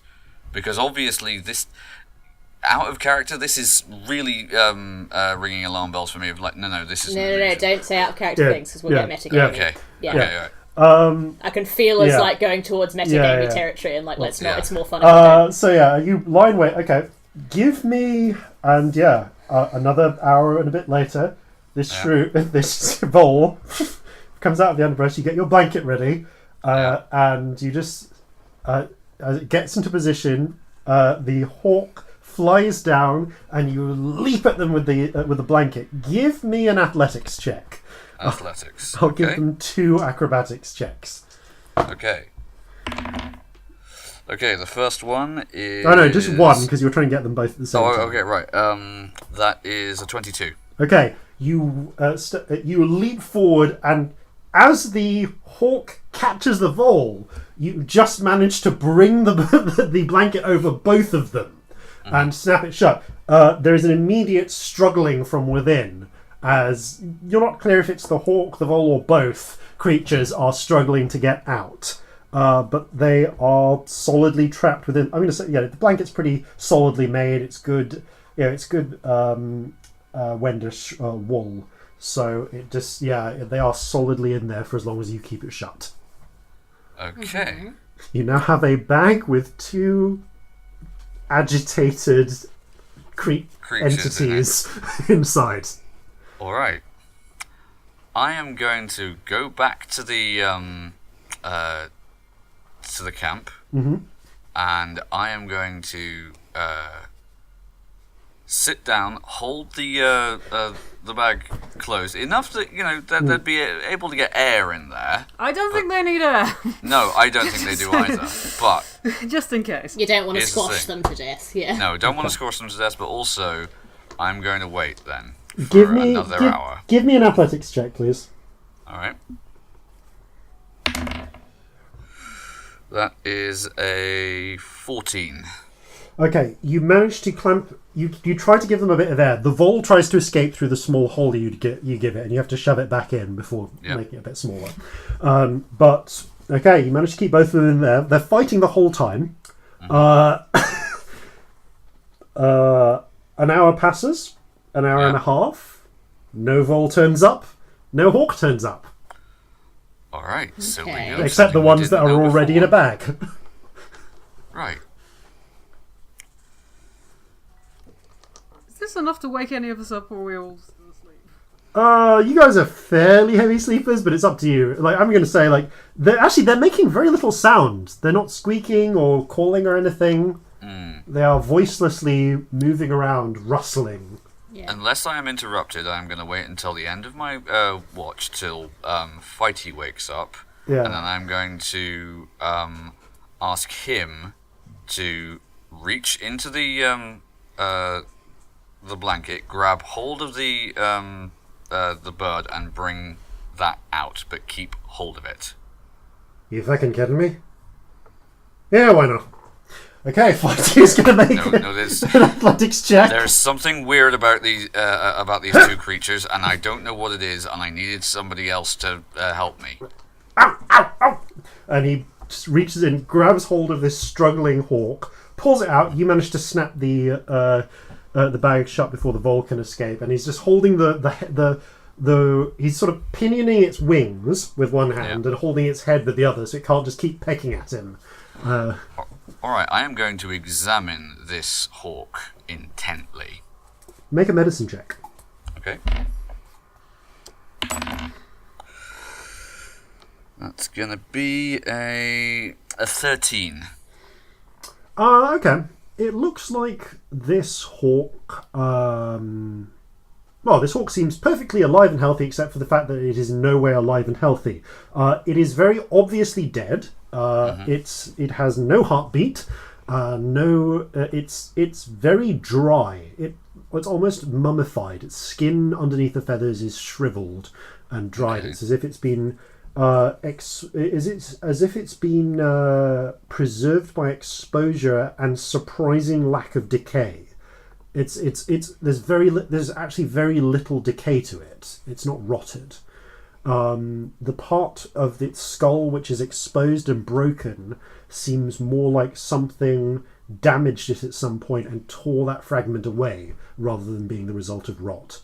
Okay. So it's like the things that obviously mark it out as being dead. It's definitely. Would it be fair to say this thing almost certainly died by violence? In fact, you can see just about what killed it, and yes, the injuries that it received that aren't really visible from the air, but you can see that there are several slash marks deep into its torso. It looks like it probably died as a result of a mating contest with another hawk, because hawks don't believe in threat displays. Okay, right. Oh, they just kill each other. Yeah, they just kill each other. Which is one of the reasons there aren't that many hawks, comparatively speaking. Yeah, fair. And why there are a lot of doves and pigeons who don't do that. Looking at this hawk, then, yes, you can tell that it clearly died as a result of some sort of mating contest. The vole, however... The vole you haven't had a chance to inspect yet, so give me an athletics check to try and retrieve the vole from the bag. Okay. Alright, that's a... 24. Okay. This vole died from being impaled by hawk talons. Okay. And then being dropped. By being dropped? Yep. Oh yeah, I suppose they could just pick it up. If that didn't kill the thing immediately, they'd just drop it from a high enough height, it'd splat. See, I love this podcast because we go from, like, protecting Corzin's wife and child from being killed by a horrible witch and, saving a tiefling from a racist hate crime and looking for Leah to... How did this vole die? Grabbing hawks in a wood. There's just something... There's something really, really fun about the sheer juxtaposition of what is happening right now. It's just great. No, seriously. Get a podcast that can do it all, folks. Yeah, get you a podcast that can do both. Oh, wait, you're listening, so you already have one. But yes, both the vole and hawk are desperately trying to struggle out of your grips. But yeah, the vole again appears to be... It's shrunken and shriveled, as if it was mummified by exposure to the elements. But again, shows very little signs of actual decay. And is, pretty vibrant and active, given that it's dead. Okay. Is there any easy way to determine whether or not these things have been magically reanimated, or if it's some other form of weird puppetry or something. Oh, metagaming. Wait until I wake up. That sounds like something that you. Yeah, You're not exactly. awake. That sounds like something that you don't know that, but you you are smart enough to know that you could ask Scamp, maybe. Yeah, alright. I'm going to attempt with Fighty to devise a way to contain these two animals until the others wake up. Because... Shall we just put them back in your blanket and tie a rope around at the end? I guess that'd work. Okay, give me. You're a sailor, so just give me a dexterity plus proficiency check, because this Okay. counts as part of your nuts. background. Oh, Alright. that's cute. And I'll roll some escape attempts for them. Okay, that wasn't great, but it's okay. That's a 10. Oh no! When you tie it up, it's pretty secure. You're sure, as the bag continues to rustle and wriggle. I will But- keep an eye on it, though. Like, I'm not Oh, you just keep- leaving it. Okay, give me a perception check then as well. That is an 18. Okay, therefore you do spot the moment that the vole manages to wriggle out from between the ropes and makes a dart for the woods. Okay, I make a dash for it and attempt to grab it. Okay, give me an athletics check. That's a 21. Okay, yeah, you dive forwards and grab the vole in both hands. I know you don't, you Well, little it doesn't bastard. actually squeak at all. It makes no sounds. But it wriggles around. It doesn't attempt to bite me, does it? Oh no, it totally attempts to bite you. Okay. However, like that's a 12, and it's debatable whether armor would count. But the fact is, you've got you are competent Calloused in sailor's you are hands. you are calloused enough that its tiny vole teeth aren't quite able to puncture your skin as much Right. as it tries. I'm going to put the vole back in the Back in the bag. bedroll and try and securely tie it this time. Okay. To the point where I'm not worried about air holes now. It's quite obvious these things don't need to breathe. That being the case, yeah, you solidly secure the bag. You get some rest, and the three of you are awoken by the smell of frying elk meat. Incredible. Griddling elk meat with mixed herbs. As Fighty has deployed his cooking I've still set. got coffee. I make us all coffee. Ah, excellent. Corzin Oh. says to... It's always important to start the day as you mean to go on. Yes, quite. Corzin says to Celestia and Scamp, I solved your little bird and vole problem, but Yeah. we've... It's the weirdest thing. They're quite obviously dead, but look, and he just gestures to the tied up bedroll, which I assume still is still wriggling. kind of moving and You caught jostling a them. little bit. What? You caught them. Yeah, That's horrifying. Yeah. you just gotta lay in wait, and they're doing this thing that most animals would never ever do, which is the same thing over and over again. Their pattern was predictable. I managed to grab them, but Do you think we're all going fucking mad? I mean, probably, but I don't know if that's we've been in the related. woods I mean, for the a evidence long does time. point that way, yes. I think we're just in a mad place right now. I just feel like getting obsessed with small creatures and their doings is just not a good sign. Well, look, I mean, This- Scamp, do you want to check if they're magic? Yeah, give me 10 minutes. yeah, Corzin, you can. You said they were dead. yeah, definitely dead. Didn't you do a thing where you could tell if they were undead or not? Once. In the sewers that time. Or am I going mad? suppose. No, yeah, I kind of assumed that because they were that they couldn't be alive, that's what they must be. But yeah, I can certainly do that. Also, yeah, it probably won't tell us if there are any wood elves about, but might hopefully tell us if there's anything else around here. Yeah, I mean, it won't hurt, will it? Yeah, Corzin is going to expend a spell slot and do primeval awareness. Okay, you touch the ground and That's just what it's fucking called. focus. Out of character, Yeah. I couldn't remember. Celestia wouldn't know, but out of character, it was really pissing me off. It's not coastline, so you're not within 6 miles, so you don't get 6 miles, you just get 1 mile. Yeah. Okay, so this will tell you if there are these things within a mile of you. Sorry, DM. Give me a moment to think about a couple of those.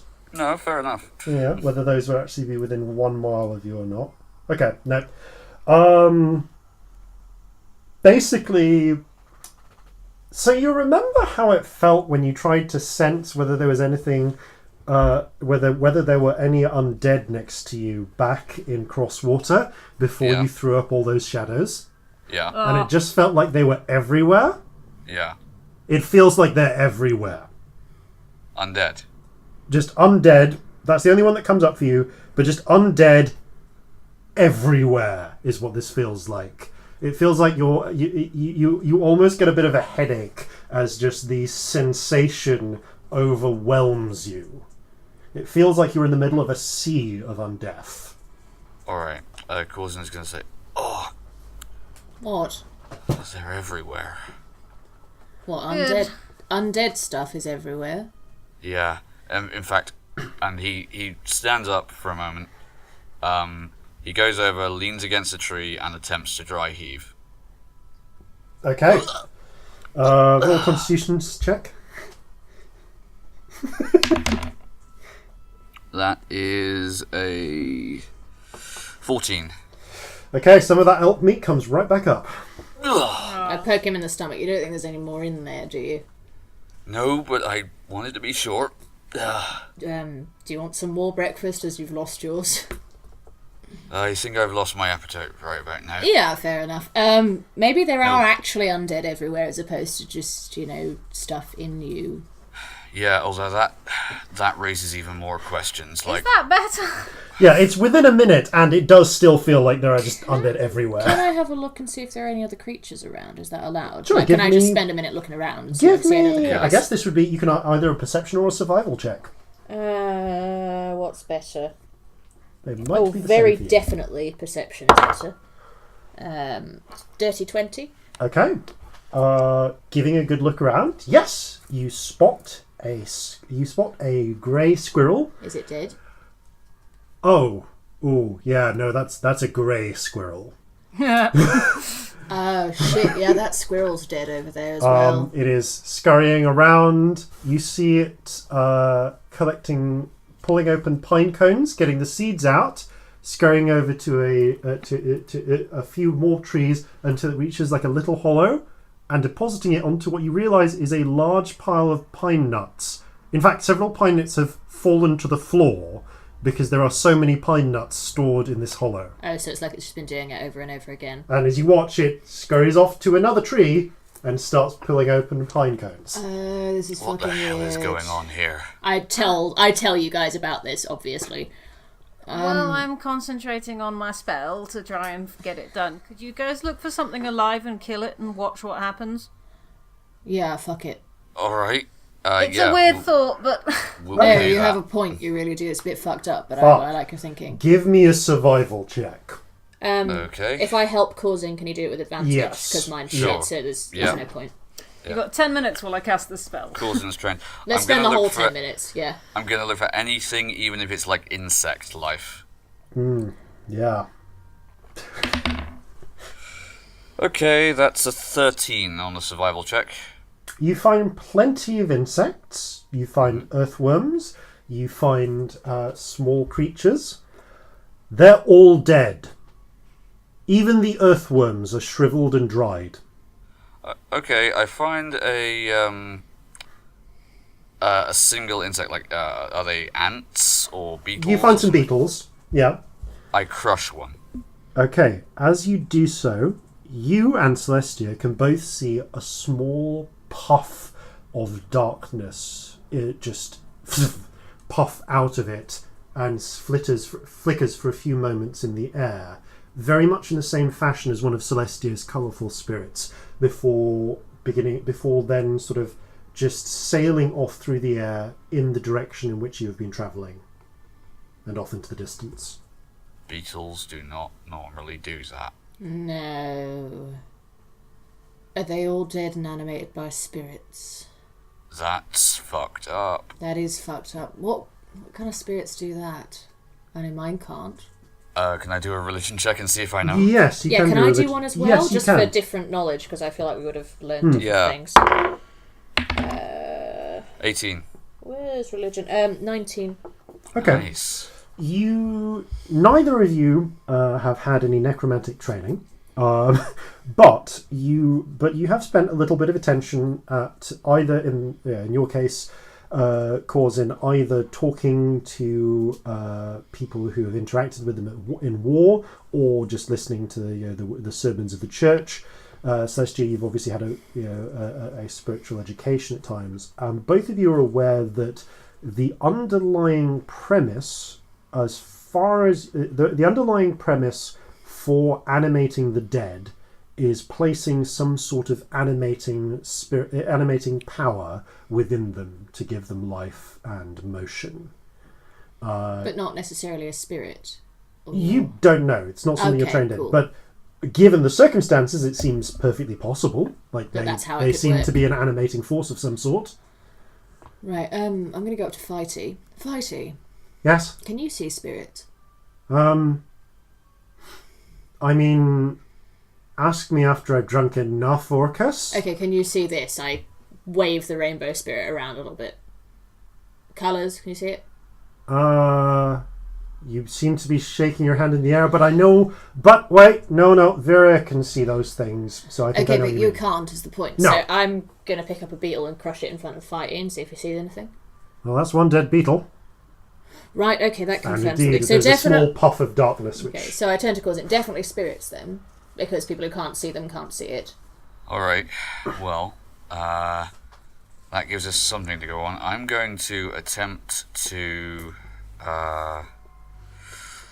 find... Actually, I'm going to get a one of the empty vials out of my pack, and I'm going to put as many different types of insects as I can find in there and then stopper it. Okay, you have a vial of Wriggling undead bugs. Ew. Oh. I mean, great, really sensible, really logical, but So gross. Yeah, they are. You pack it as full as you can without them escaping, and they do try to escape. So they're not so tightly packed they can't wriggle, which they do. I keep singing the old woman who swallowed a fly in my head every time you say wriggle. There was an old woman who swallowed a fly. Why have you done this? Listeners Perhaps in other she'll countries, is this just English? Are we just weird, or is this a song elsewhere? Let us know. And what are the other verses? I couldn't remember the other day, and now I really can't remember, and it's bugging me. Which one? All of them past... What is it? No, past, I think, Spider, actually. Conversation for There's later. a duck Yeah, I at some don't know, point. anyway. Who knows? Is Yeah. there? I know it ends in she swallowed a horse, she's dead, of course. Yeah, the horse is the one I remember. Everything in between. I felt no there's a idea. dog involved and maybe a cat. And a cat. Yeah. Yeah. But was there a Alright. cow? Someone seemed to think there was a cow. I don't think there's a cow. Because 'Cause how surely would a that cow and a happen? How's horse. it possible? Yeah. Like, anyway, D&D. Yeah, sorry. Sorry, Moving away guys. Digression.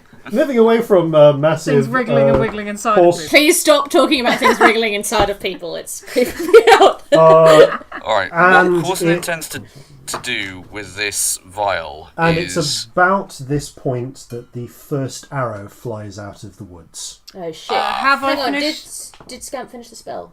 Scamp, sorry. We'll say that you finished the spell. So just as this is happening, you're in this moment before it happens, you feel everything focus in, and the bag is full of two obviously magical presences, emanating what you would associate with necromancy. So is the vial full of insects. So is the So squirrel. everything. Just everything. Everything within except 30 plant feet. life. Ah, no plant. That's good. Okay, the plants aren't dead. No, the plants seem to be perfectly alive. Okay, so we can eat those, which actually could be useful information. But But like, in all seriousness, I know it's ridiculous, but like, Unless it's However- the plants causing it. yeah, true. as you realise this, however, the first arrow sails out of through the air Fuck. and strikes Celestia. Ow! Celestia, you take 8 points of piercing damage, and then the second one shoots as well. And you turn and you can just make out something in the distance. Second attack isn't with advantage. That's a dirty 20. When the second one strikes, it actually deliberately goes. You can see it going for one of your. It would almost, were you not able to turn at the very last minute, hit one of your femoral arteries. Where is that? I'm so sorry. It's just is it on your the thigh? top inner thigh. It's one of the Okay. big ones. I thought thigh one of the ones because where you go if you want to kill femur, someone but quickly. yeah, Yeah. less sciencey than a lot of people on this podcast. Oh, so, bloody hell. So the next one does 20 points of piercing damage. I'm so down. Okay, it does get you in the femoral artery then, and as blood begins to spray out, Celestia just collapses to the ground. Bleeding an alarming amount, I imagine. Yeah, so you can all see now, following the track of those two arrows, there is a humanoid figure up in just standing. It looks like it's just that's standing near one of the trees. Oh, by the way, I don't know if it makes any difference, but my AC is now 14 because of the waistcoat. Thank you. That is worth knowing. Does that? I presume it didn't to those Didn't first make a two, difference for the but- first two. Yeah, just because that's fairly yeah. recent. This you can see a humanoid figure garbed in what it's actually it's daylight, so you can just see it now. It is a grey-skinned figure with ancient, withered, mummified-looking flesh, very tied-back, silvery hair, in long, faded green and brown leathers and hemp, what seems to be woven hemp cloth. It has a long spear thrust through a holster at its back, and is holding a not sort of tattered, marked and chipped-looking longbow, but with a fresh bowstring of wound sinew, along with a quiver of arrows at its Sinew? hip. Yeah, like because you can make bowstrings from sinew. Oh, cool! I didn't Yeah. know that. And it stares at you with. It still kind of has eyes, but they are shrunken to two small brown orbs in deep, deep sockets. Everyone roll initiative. Including me, Yes. Ooh. if I wake There's up. death saves Yeah. as well. Yeah. Oh yeah, of course. 21. Shit. 9. 13. Okay. 13 and it. Okay. Right, Scamp, you are up first. Is it just the one figure? There's no others around? You can only see one figure. Key.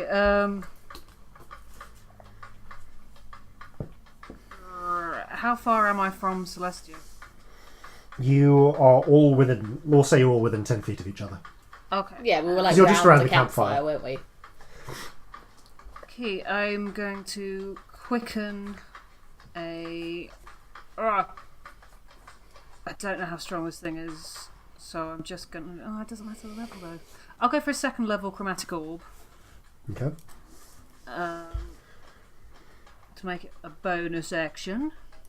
And I'm going to Tides of Chaos it. I don't know how. If this thing is in range, isn't it? It's within 20 feet. It's 150 feet away. 150 feet. Oh shit. Yeah, no. No, that could be very important right now. Okay. Well, I do have one spell that's 150 feet. Drama. Start a fucking forest fire. Although it's I snowing, mean- it probably wouldn't. This is a pine forest. Yeah. Yeah. Oh, pine's Oh. really fun, isn't it? Oh, no, it's so this- tempting. This place will end up looking like the Vietnam War. Okay. Then I shouldn't do that. If I know it's. I mean, the difference between chromatic orbs range and 150 feet is a long way. I'd know the difference. Oh, so I'll quicken a mage armor and get to Celestia and use the statue. Gonna undo that tides marker. Yeah. You whisper down, rattle off a series of hard to pronounce words. It's 10 hit points. Love you. Okay. Celestia wakes up and immediately goes, fuck, ow. Scamp, is there anything else you want to do? Movement, bonus action, that's a lot. Yep, okay. Corzin. It rolled surprisingly low on its check. I can see this individual, can't I? This grey stalker. Alright. I'm gonna... Seeing that Celestia is not about to bleed out, I am going to attempt to... Can I get into melee with him, or... It's 150 feet away.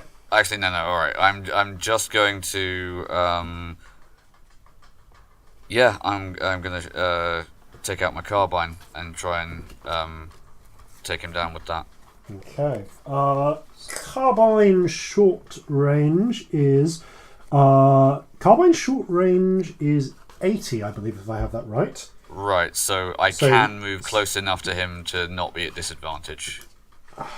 Not quite, No, really. that's 70 feet. Yeah, that's 70 feet. You can move 25 feet closer just to use up your movement and take an attack with disadvantage, though, if you want. Yeah, I think I'm going to have to do that, because otherwise there's nothing else I can do. What I will also do is I will cast Hunter's Mark on him. Okay. Let me just check, because that might be range. That might also have range I think it's issues. got quite a big range, but I can't remember what it is. It's over 100, but I don't know It's if it's 90. 20. It's a 90-foot it's range. fucking hell. Yeah. Yeah, we've misused that so many times in our Wow, other game. we I've did never that. actually checked that. But I never actually checked that with Gwen and We Steve. did that so wrong in the old game for like... I know. We're at but- like level 15 in that game and we've done it wrong the whole time. The whole time. I remember noticing the range and being more sensible, but there were times where I was like, nope. But yes, for tactical reasons, this particular entity decided to start its attack at a long range. Yeah, that was very smart. So it is far enough that you can't Hunter's Mark it without getting within 90 feet. Fair enough. I am going to then roll 2 attacks with disadvantage then, I guess. Right, so first one. That misses. I roll a 3 on the dice, but yeah, that's plus 9, so it's 9. Second one. The carbine is a loading noise. weapon. Yeah, no, you're right. Carbine is a loading weapon. Loading weapons can only be fired once. You get 2 attacks because you have an offhand. Yeah. Well, you'd be able to take 2. Yeah, The because you don't have. pistols are shorter range, though, aren't The they? pistols are 30-90, so Yeah, no, there's still no just way. not within range. Okay, yeah. no, that's pretty much all I can do then. Yeah. No, the Yeah. shot Some rings cover, out through the forest. Let's see whether these things would even react to it. I'm going to attempt to... Why are you laughing? Stop. Dozens There of birds fly out into the air, circle for a moment, and then fly back to where they were before. Oh Makes god. sense. Weird. Okay, what I'm going to do, if I can take advantage of this, is I'm going to try and use a tree as at least some cover. Okay. Yeah, and you do. You have you have half cover easily. Yeah, okay. Okay. That makes it Celestia's go. I would also like to take cover. Preferably a easily bit do. nearer the thing. Like, as near to the thing as I can get with my movement, I'd like to take You can get cover. 30 feet closer, so it brings you within 120 I would feet like of to go it. 30 feet closer. And Yep. what's the range on arrows? I assume it's not 120 feet. It's but, like- 150 feet. You have a composite longbow. Oh, fuck it. I'm going to take a shot. Yeah. Yeah. So we compound agree longbow, that this I is should say. Dex plus proficiency, isn't Yes, it is. it? Wrong don't want that dice. Sorry, want the other dice. That's really good, actually. So that is a 21. That hits. Roll damage. Damage is D8, D8 yes. plus Dex. Plus Dex. Plus 1 because you're using your dwarf-made arrows. I am, yeah. So, plus Of which Dex, you have so 10. that would be plus 3. Cool. 6. So not much, but something. Still, the arrow strikes it. Roll a luck check for me to see whether it passes through or sticks in it. 8. Okay, it sticks in the entity. So it takes 8 points of damage. I'll make that. You are not College of Swords, so you don't get a second attack action. No, I don't know. Okay. Is there anything else you want to do with bonus? Nope, no. But you know what? I'm going to do a little healing word on myself, actually. Okay. Ding. I'm going to ding my heal up to my xylophone as ever. I'll keep it first level for now. Okay, yeah, that's pretty good. So I'm now looking a bit more respectable than 10, which is nice, actually, because 10's not great, let's be honest. No. Yeah. Okay. I kind of imagine the arrow falls out of my thigh. The Grey Stalker also steps behind cover on its turn and is going to take its first shot at the currently uncovered party member. Oh, actually, no, shit, I haven't rolled for Fighty. Yeah. There we go, Fighty goes next, actually, not the Grey Stalker. Woo. Genuinely forgot that he's part of this combat. We've been forgetting Fighty a lot this episode. Yeah. We have. We've been very bad. How do we forget Fighty? He's like the least forgettable person. He's always ever. making breakfast.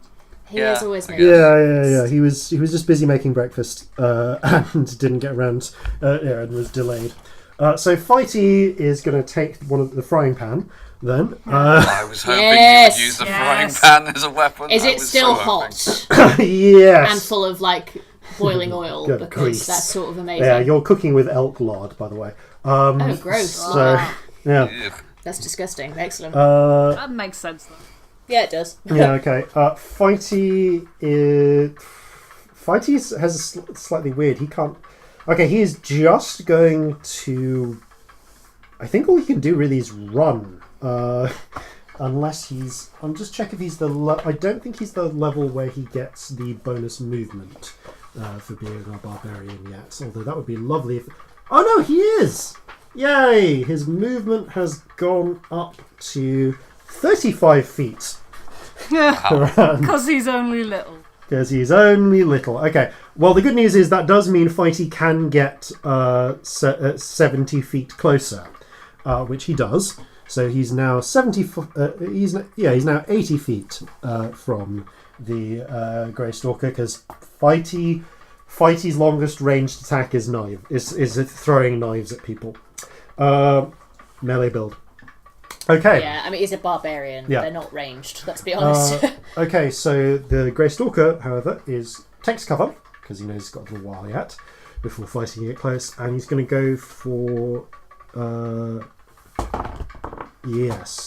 party member out of cover. However, that was a terrible roll. That's a 12, which I believe so one of the arrows strikes you across the shoulder, Scamp, but bounces off your mage armor. The next shot is... he's going to try and weaken you. He's going to go against Scamp as well, and that was a natural 20. Oh, no. Fortunately, the base damage he does is not great. So, you take... Okay, that was how the close to next. So 18 points of damage as the other one strikes you in the same spot, and the arrowhead actually goes in this time. Ow! Grey Stalker staying within cover because cover is plentiful in the forest. Is going to move another 20 feet back just to give himself some space. Okay. Actually, no, he doesn't need to. He's going to maintain distance so that he's within 150 feet of Scamp. So he stays where he is, but in cover. Scamp, you're up next. So he's 150 away. Yes. Then I will move 30 forward Okay. and get into some cover. All right. What else do you wish to do? I'm going to firebolt him. I'm going to tides it because might Tides as are now well. active. So that's a dirty 20. Oh, that hits. Nice. Okay, where's some... Even with the cover. Yeah, that's why I tides it. Yes. Because otherwise that would have been like 15 or something. Which I don't know, with cover would be enough. That's terrible damage. That's 5 fire damage.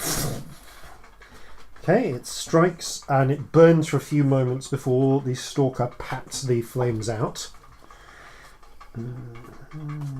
Okay, and yeah, you can see there are now burn marks across the leather and part of the flesh. That said, it seems pretty well preserved, all things considered.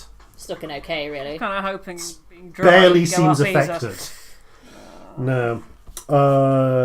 Okay. Did it seem like it didn't do as much as I expected, or was that kind of just because it wasn't a very strong one? It just wasn't a very strong one. Okay.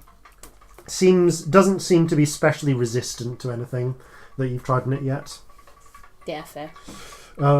Okay, that would make it Corzin's go, unless Scamp has a bonus action, which I don't think you do. No, not at the moment. Cool. Corzin. Okay, Corzin is going to attempt to cover enough ground to get within proper carbine range. Okay, you are now. Well, you moved a little last time, we'll say. Yeah. So you were 25 feet close. You were 125. Okay, you get using a dash action. You get within 75 feet. So you are on your next round within range for a carbine. All right. Once there, I am going to attempt to take cover behind a tree again. Okay, yeah, you easily do so. Yep. There is a lot of cover around here. Yeah, we're in Figured. a forest. And I'm only Yeah. small. Okay, Celestia, you're up next. Like I'd if there's a shrub, I'm fine. yeah, I'd like to take another shot at it, actually. Okay, go for it. Ah, shit. Nope, that's not as good. So that's 10. Attack. Okay, as the shot goes forwards, buries itself in the tree. Yeah. I'd also like to do a second level healing word on Scamp, please. Okay. So let me just roll that. Where's my other D4? There it is. One of these is a Neapolitan D4. Thank you, Ooh. ice cream dice. Nice. Treats as well. The Neapolitan D4 rolled a 1. We're going to have words, ice cream dice. No. So that is 8 in total that you get. Yeah, it's only because my charisma modifier is really good. Even so, how is it 8? I rolled a 1 and a 2, darling. Oh, it's 2 dice. That was it. Yeah, Level it's 2. 2d4. I mean, I could technically get 8 on 1d4. No, don't. But I mean, because charisma. But Okay, so Fighty runs up another 35 feet closer, and is therefore close enough to actually use his knives. Yay! With disadvantage, but still, Yay! he isn't close enough that he's going to go into a rage yet, though. So he grabs two. So he grabs two carving knives, which are in here. By the way, I'm just going to say for the hell of it, he has a small small chef's apron. Which is packed in with the skillet, and he had cooking knives thrust into the front of it. So he pulls a couple of them out and hurls them, still holding the skillet in the other hand. Yeah, that didn't hit. So the first one flies off into the snow, and the second one he actually manages to slip.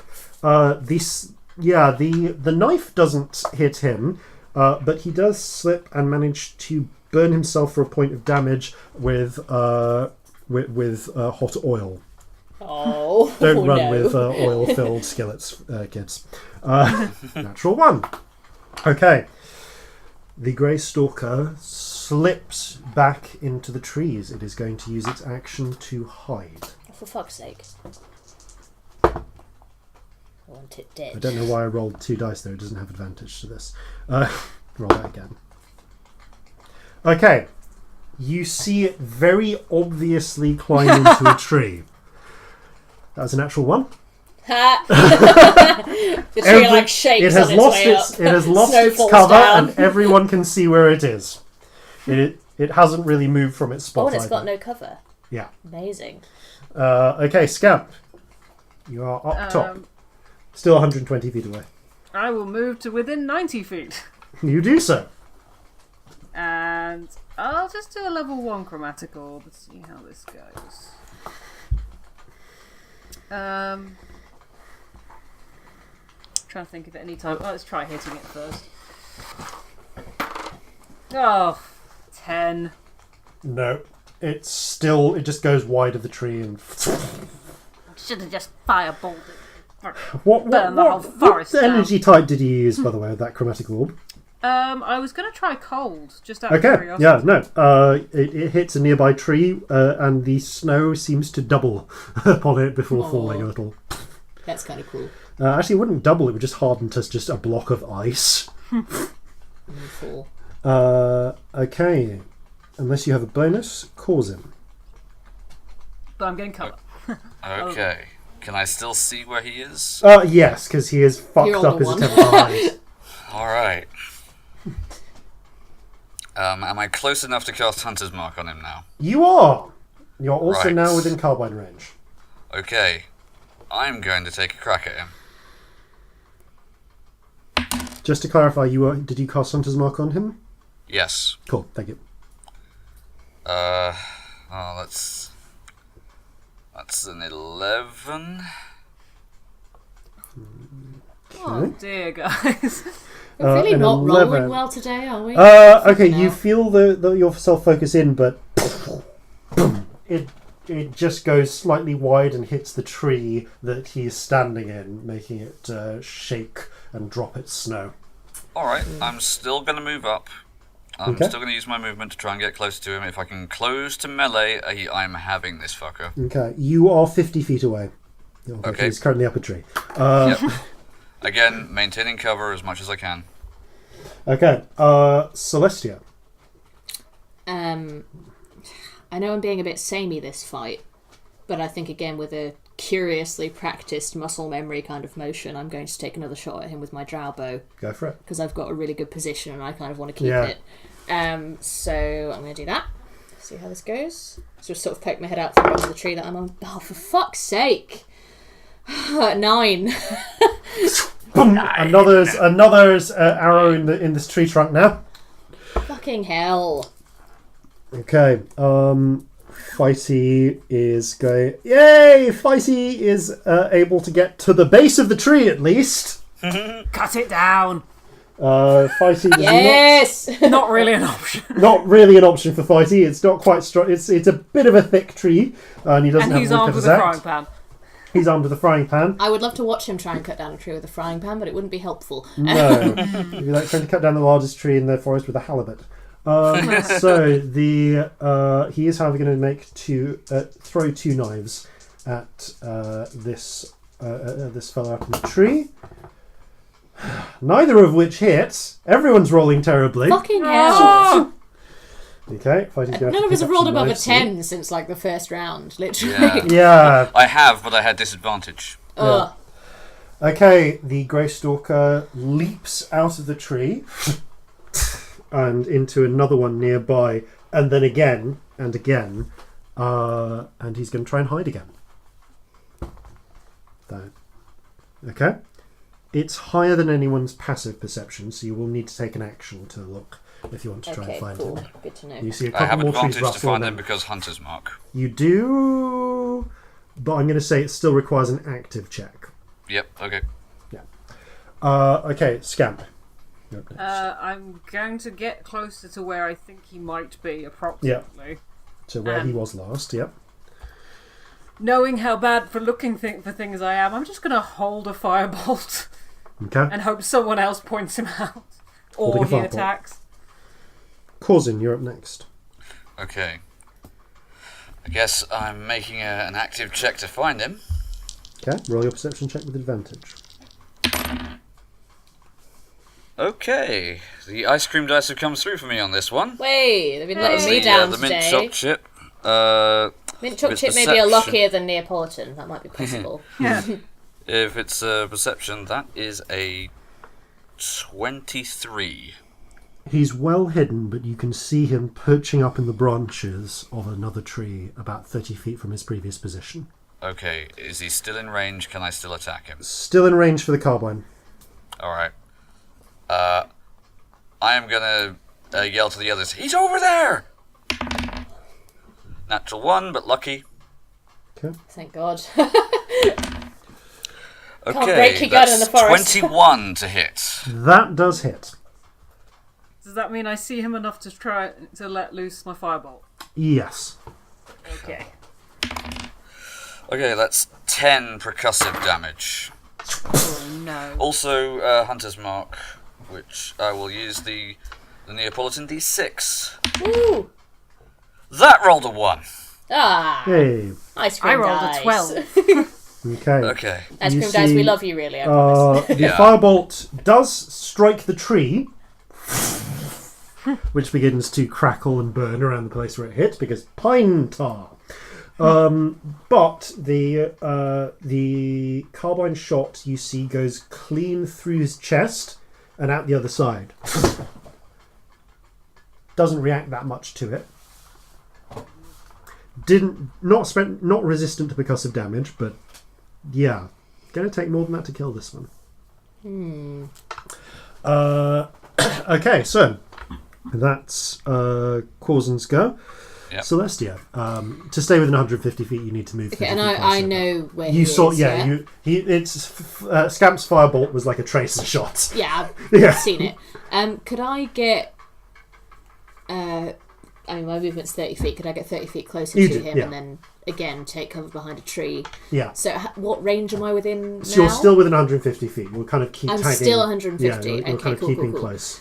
So, again, curiously quickly, like I've done it a lot of times, I take out my drow bow and pew, knock an arrow into him. So let's see how that goes. Oh, that's really good. Thank fuck for that. Right, Celestia remembers how to use a bow on this shot, which she hasn't done for a while, and gets a 22. That hits. Roll damage. Let's go with the ice cream D8. See how that goes. It's another fucking 1. You are kidding me. Fuck off. Total. So that's a 4. 4 points of damage. Okay. Ice cream dice don't get to play anymore today. This arrow goes. I love them though. They're so through- pretty. It kind of slashes through the stalker's thigh, sails past, and lands in another tree nearby, so it is recoverable. Unlike the one which is still stuck in its body. Okay. Did you add the +1 to damage from it being a It's dwarven bow? just Dex +1 to damage. Yeah. Yeah. Cool. Just checking.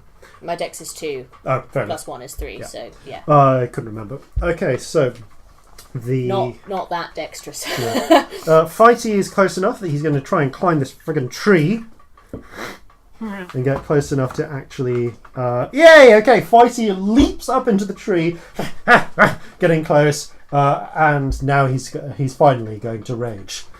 Yes. Ah! Okay, so Subtle. Knock it out the tree. Kill it! Karen! I shout. would you like to try some of my cooking? And he's going to swing the frying pan. Okay, so he gets 2 attacks. Where's the Droog? 15 for the first one. Is he actually attacking recklessly? Would he attack recklessly? He probably would. Okay, we'll make this reckless. So 2 9s, which means no, that's a 15. It is not quite enough. The figure ducks quickly back out of the way as was so the excited. skillet flies past. The second skillet attack. Even worse. This time, Fighty just smacks the tree as it ducks to the With side again. advantage. Poor Fighty. Oh yeah. Fucking hell. Oh no. All of us are rolling shit Yeah. right now. Seeing this opportunity, what would it do? Yeah, I think it would. Okay, the stalker slips the bow over one shoulder, draws its spear, and is going to attack Fighty twice. Ugh. The first one is just a straight up normal attack, which is enough to hit Fighty's AC. So Fighty is already damaged as well, which makes a difference. So he takes 6, 10. Fighty takes 14, half to 7 points of damage from that. So he's at 30. 4 now. But as the first jab just the spearhead slashes across the side of Fighty's thigh, the second one, however, is going to try and knock him out of the tree. So this is an opposed athletics check, with which Fighty has advantage, actually. Okay, versus...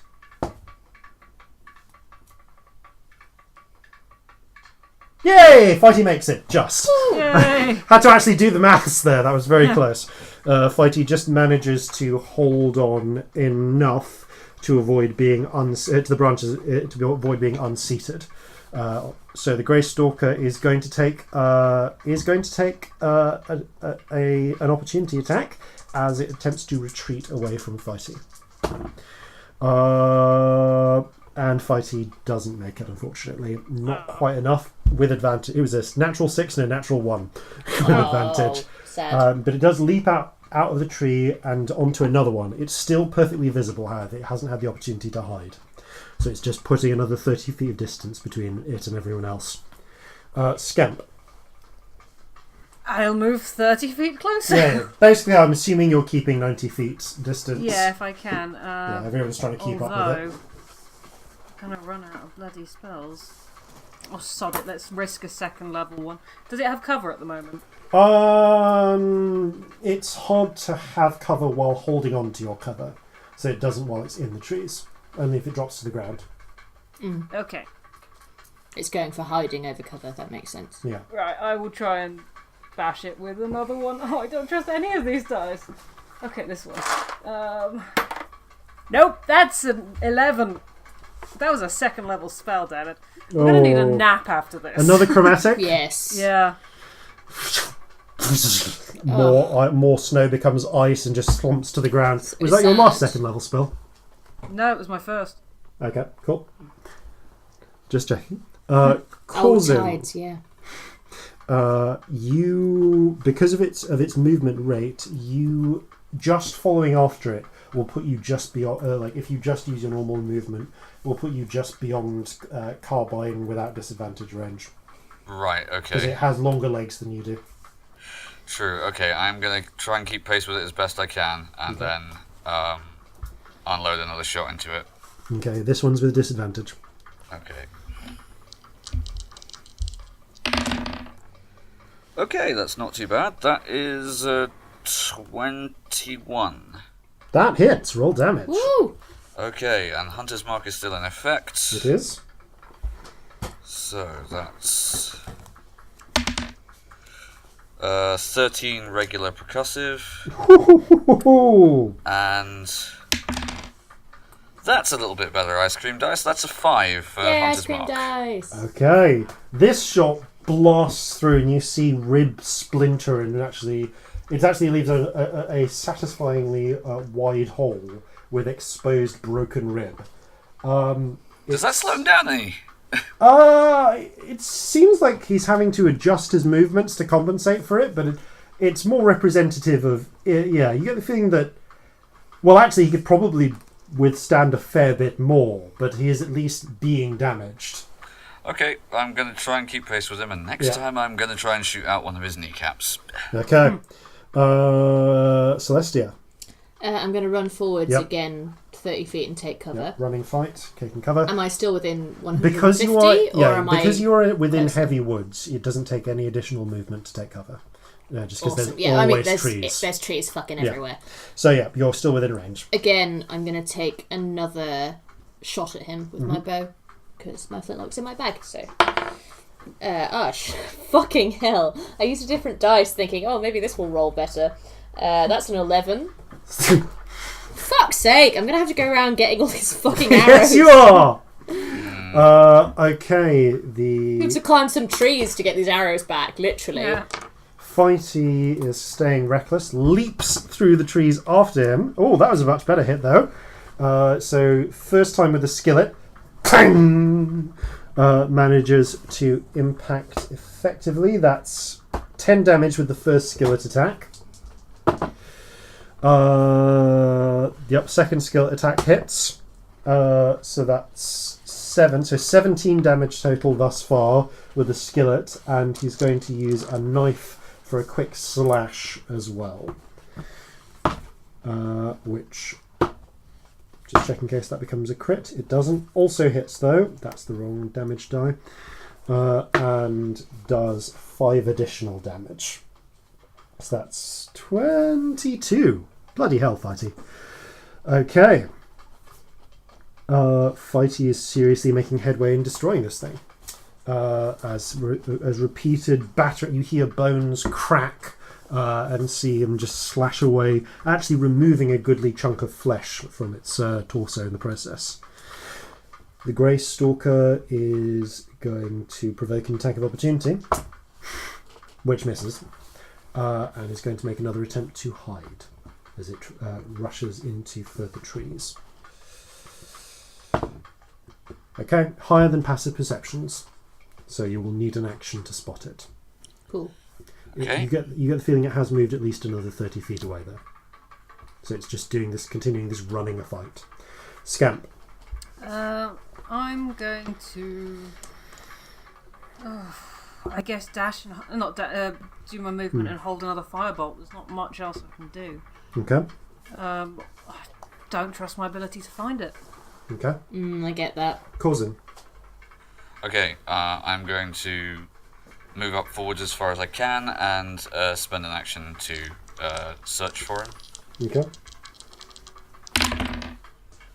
That is a 15 on perception. You cannot find him. Shit. Alright. I'm going to double check, obviously, that he's not hiding up this tree before I take cover behind it, but I'm going to take cover behind a tree and then keep my eyes peeled and my carbine ready for if he does show himself. Okay. You do so. Okay, I'm just keeping that in mind. Celestia. Again, I will go 30 feet towards where I think he's gone and spend an action looking for him. Yeah, go for it. That's 17. Can't see him. Fuck's sake, man. Again, I'll knock another arrow, but can't do anything else. Actually, is anyone looking injured at all? Fighty is a bit roughed up, but he's also a fair bit distant. I mean, he's hardcore as well, Yeah. though, isn't he? Yeah, Fighty's pretty hardcore. I'm alright. Corzin? I'm fine, actually. Cool, alright, I'm going to leave that. Yeah. I'll save my spells. Fighty's perception is -2, so Fighty does not spot him either. Oh god, Fighty's even worse than me. Fighty actually had quite a high roll. That is worse than me. He rolled a 16, -2 for a 40. Oh, He's about breaking things, not necessarily seeing where they Seeing are. where they are. And he doesn't get attacked this turn, so his rage is going to falter. Oh, sad. Come out! Come out wherever you are! No, really, wherever you are. Come out and fight me! Ah, shit. The Grey Stalker does what they do. Scamp, you're the only person who hasn't tried to look yet. okay, so still can't see it. Still can't see it. So it didn't attack anyone. Oh, Hasn't attacked anyone on its turn.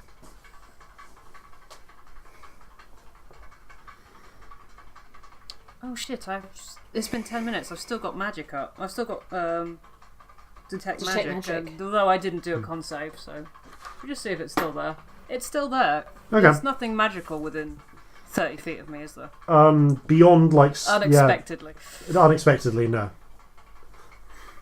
Because I'm guessing this thing's... It might be some kind of unnatural, Must be, natural surely. undeath. It might not be a spell, though. It might not be a magical effect. Did it glow, actually? Because I've been looking at the damn thing. I mean...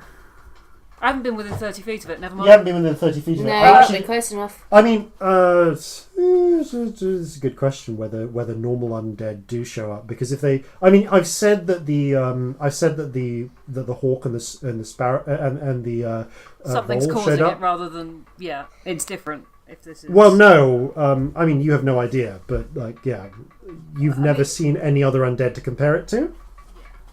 So you could justify it. So that Yeah, I let's can't just say that- automatically see your creature. Yeah, let's just say that. Yeah, I mean, you like if they were Scamp's hidden. going to try it, but Yeah, doesn't. if they were no. hidden, you wouldn't automatically see them. Cool. Is what I'm saying. Like, detect magic is not detect hidden things. I mean, if it's behind a 3-foot wide tree, then I can't see through it, so that's fine. Also, it says that you see a faint aura around any visible creature or object in the area that bears magic, and learn its score of Well, magic event. it can penetrate barriers. It can penetrate like barriers. stone, which you can't see through. So. This is true. You know, But I it's guess the trees could be 3 foot wide. It might be I behind mean, a see, 3 foot well, tree. there's enough. Yeah, there's a lot of cover from trees anyway. And I'm not what I within would 30 say. feet of What it. I would say is, I suppose now I've established the precedent that you can detect whether something is undead by this, which is problematic. So It could be specific to this area. So it don't worry could about be it for the specific to future. this area. We'll think about it Yeah, because but I am I'm going lazy. to Have use a this DM because thing. it's something I would do is I will use my action to dash to try and get closer Yeah. to where I think it might be in case I can see it. Yeah. There might be 3 foot of wood between it and me. Yeah, that's fine. I'll mull on that because I. Okay, you know what? Actually, no. I know what my decision would be, and we'll say maybe it's something to do with the area because I'm not allowing detect magic to work. It's not detect undead. It's because it's not different. detect It's not, undead. yeah. It's a different thing. Yeah. Maybe it was we'll say that you saw a very, very faint trace amount around the hawk and Things I can and sit vole. still and look at. Yeah, like But not in a combat you could situation. you could tell that the vial full of bugs were emanating a very faint amount. It's enough that you would have to stop and look. So you couldn't use it. You couldn't use it in a tactical sense. We'll say But that. I don't know that, so I'm going to try. But you and don't get know that. closer to it. Yeah. And you do not spot anything else undead. There's like a beetle. That's about it. Which is just doing this weird circular little motion thing. Anyway, okay. And I'm going to take cover as well, as much as I can, because I don't know where it's coming from. Okay, in the interest of fairness, I'll say one more round then. If anyone who wants to can make another set of perception checks. Are we all doing it at the same time? I'll just say it at the same time, and if one of you detects it first, then I'll interrupt. 18. 9. Perception still? Mm-hmm. Okay. Still got advantage, so that's... Does Fighty get one? Fighty gets one. Oh, yeah, that's... it's a 23. Alright, yeah then. So by now it's made it a good 60 feet away already. So we'll bring this... I guess, Corzin, we'll bring it back to you, so it's right next to the turn order. You just see a bit of tree move when it's about 145 feet away from you. So it's a goodly long distance away. I point it out and immediately break into a dash. Okay. You're now 95 feet from the point you've seen, and the others have seen where you've pointed. Mm-hmm. So we're back into turn order. Celestia, I will run forward 30 feet and take a shot. go for it. You are just outside of that range. 11. Hits a tree, I'm going to have to spend so long getting all these arrows, guys. which you will neatly abstract. Fighty is just going to run because he can dash up to where he thinks it is, which is the best he can manage. But there's he can't get close enough to just do a straight up melee attack. Okay, is it going to continue hiding or is it going to fight? No, it's going to hide again. And that was high enough to pass passive perceptions. All right, one last round of checks from people. We'll do it in order. So if you're doing it, so Scamp, if you want to take a perception check first. 6. Corzin.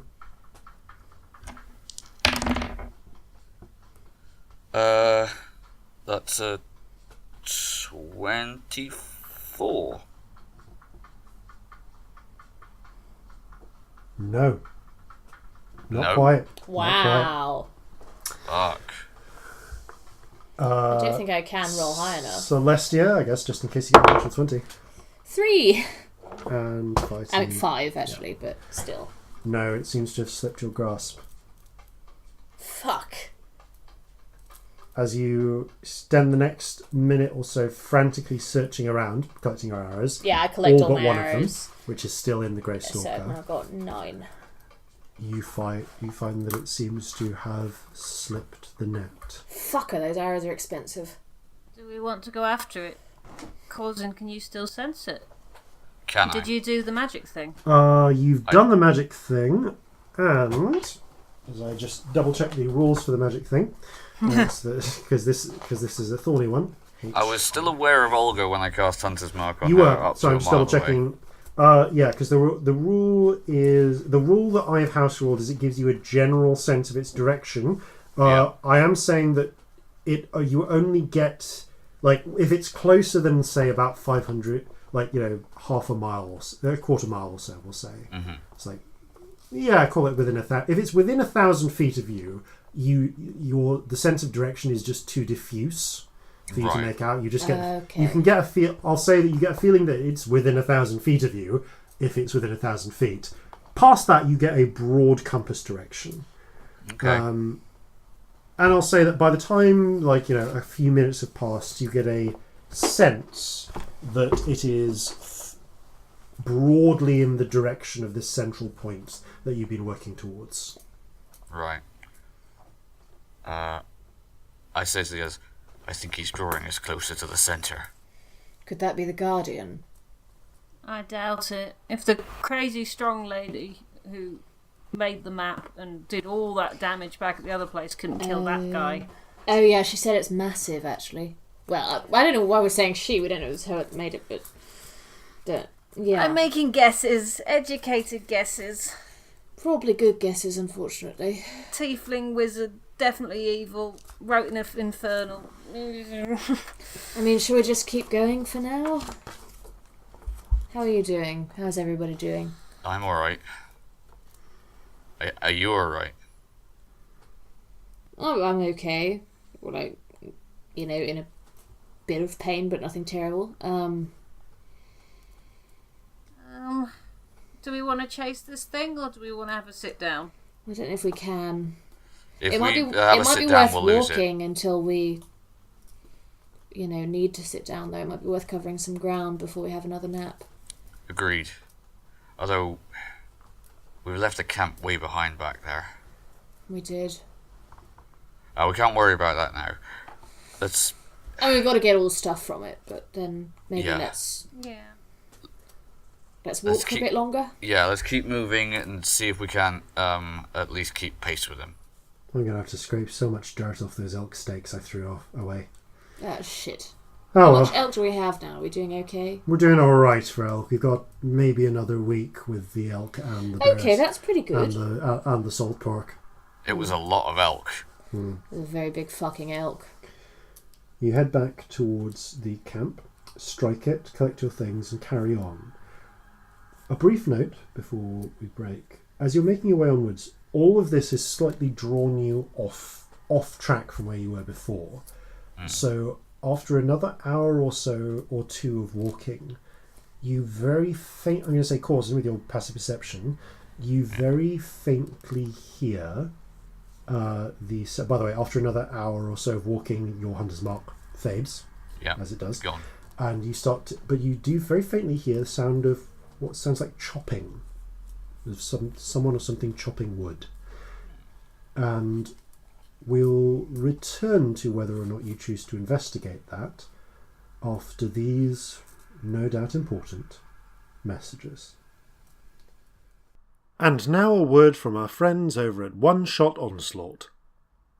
Hey everyone, it's your Dungeon Master Adam here to tell you all about One Shot Onslaught. We are an actual play D&D 5e podcast, and we even follow some of the rules. Rules? No one said there'd be rules. We play through popular one-shot modules from dmsco.com so that you can drop in at any episode that has part 1 in the title. The players are all a part of the Adventurers Guild, specifically a group called the D Team, and we have Lord Sean Snow, the hero's hero, who is a 140-year-old human wizard. I cast magic and missile up its butthole! We have Death, who is a tiefling rogue, who only eats raw meat and is a little bit shifty when it comes to morals. Did somebody say meat? The dwarf druid Ironclaw, who loves nature almost as much as he loves oatmeal. Cinnamon oatmeal, or get the F out. And last but not least, we have Ted, the tiefling bard who loves to jam out on his magic guitar and skadoosh out on his magical flying broom. Skadoosh. Find us wherever you download your podcast by searching for One Shot Onslaught,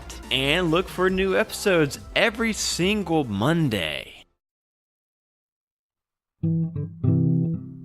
Rate, comment and subscribe to Flintlocks and Fireballs. Quickly, your time is running out. There is not much time left, and we all have to do this. It's the only way we can save ourselves from the impending doom that awaits us. Rate, comment and subscribe to Flintlocks and Fireballs!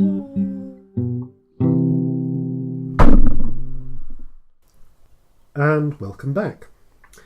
So, you can, as you're making your way onwards, you can just hear fairly distant sounds, but just about audible, the sound of wood being chopped.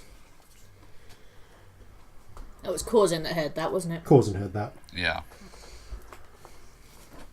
I hold up a hand to the rest of you and just gesture for you all to listen and point up ahead to where the sound of the chopping wood is coming from. It's slightly off track from where you're going, but it is much closer now than it would. But yeah, it is. It is broadly, it's about 45 degrees off from where the direction you're travelling in. Out of character, how long away are we from camping? From camping? Yeah, how long until we should realistically? Well, you've just woken up. We just woke up. We did just wake up. Yeah. Yeah. I don't know, what do you think? I think everything in this wood wants us dead. Yeah, I kind of think that too. I think friendly woodcutters only exist in fairy tales. Every woodcutter you've ever met has been surly and unreasonable. Get out of my patch of woods! Friggin' wood thieves! Scrumping my branches. I may not know a lot about woodcutting. You don't even know what woodcutting is for, do you? Cutting wood, presumably. I have so many memories of you cutting wood. You should know better. Actually, yeah. I do actually know a lot more than that. But yes. He's actually quite good at cutting wood. In our old house, we used to have campfires a lot because we lived in nature places. So yeah, Jason used to cut wood a fair amount. But yeah. So back in character. So what do we do here? I mean, is it worth going to look for this thing? Is it just going to kill us? What? Help. How far away do you think it is? It was more or less the direction that we were going anyway. But Like a quarter mile, you'd say. Probably a fair bit less than that. so maybe really sneaky and try and just see from a distance, and then we're very good at run being away sneaky. really fast. Yeah, Corzin's boots mean he doesn't make noise. Yes, you do actually have advantage on stealth checks from the perspective of actually, not even advantage on stealth checks. If something couldn't see you, it just can't hear you. Unless it can smell you. Unless it can smell you. So should we have a look? Let's be really cautious, though. Okay. Yeah. Give If me it's that thing, I'd quite like it dead, so... give me a collective I got a stealth shot check. right here. Let's not go close. Sorry, what was that? Give me a collective stealth check. Oh, also... Oh, a natural 20. Nice. I ruined it. I've got my hood up, so it's harder for them to see me. Oh, do I still get disadvantage? What am I wearing right now? I'm assuming if I'm wearing my new outfit with the skin tight dungarees, I definitely get disadvantage. You do get disadvantage. I mean, it's not going to be any worse than that. Okay, it yeah, worse? Corzin's stealth check is a No, dirty that's 20. that's a 9. Okay. I ruin everything. 25. With a Wow, natural collective 20. stealth checks make a difference. Yeah, the Scamp and Corzin, you spend a certain degree of guiding Celestia into less obvious places. So I'm a dickhead.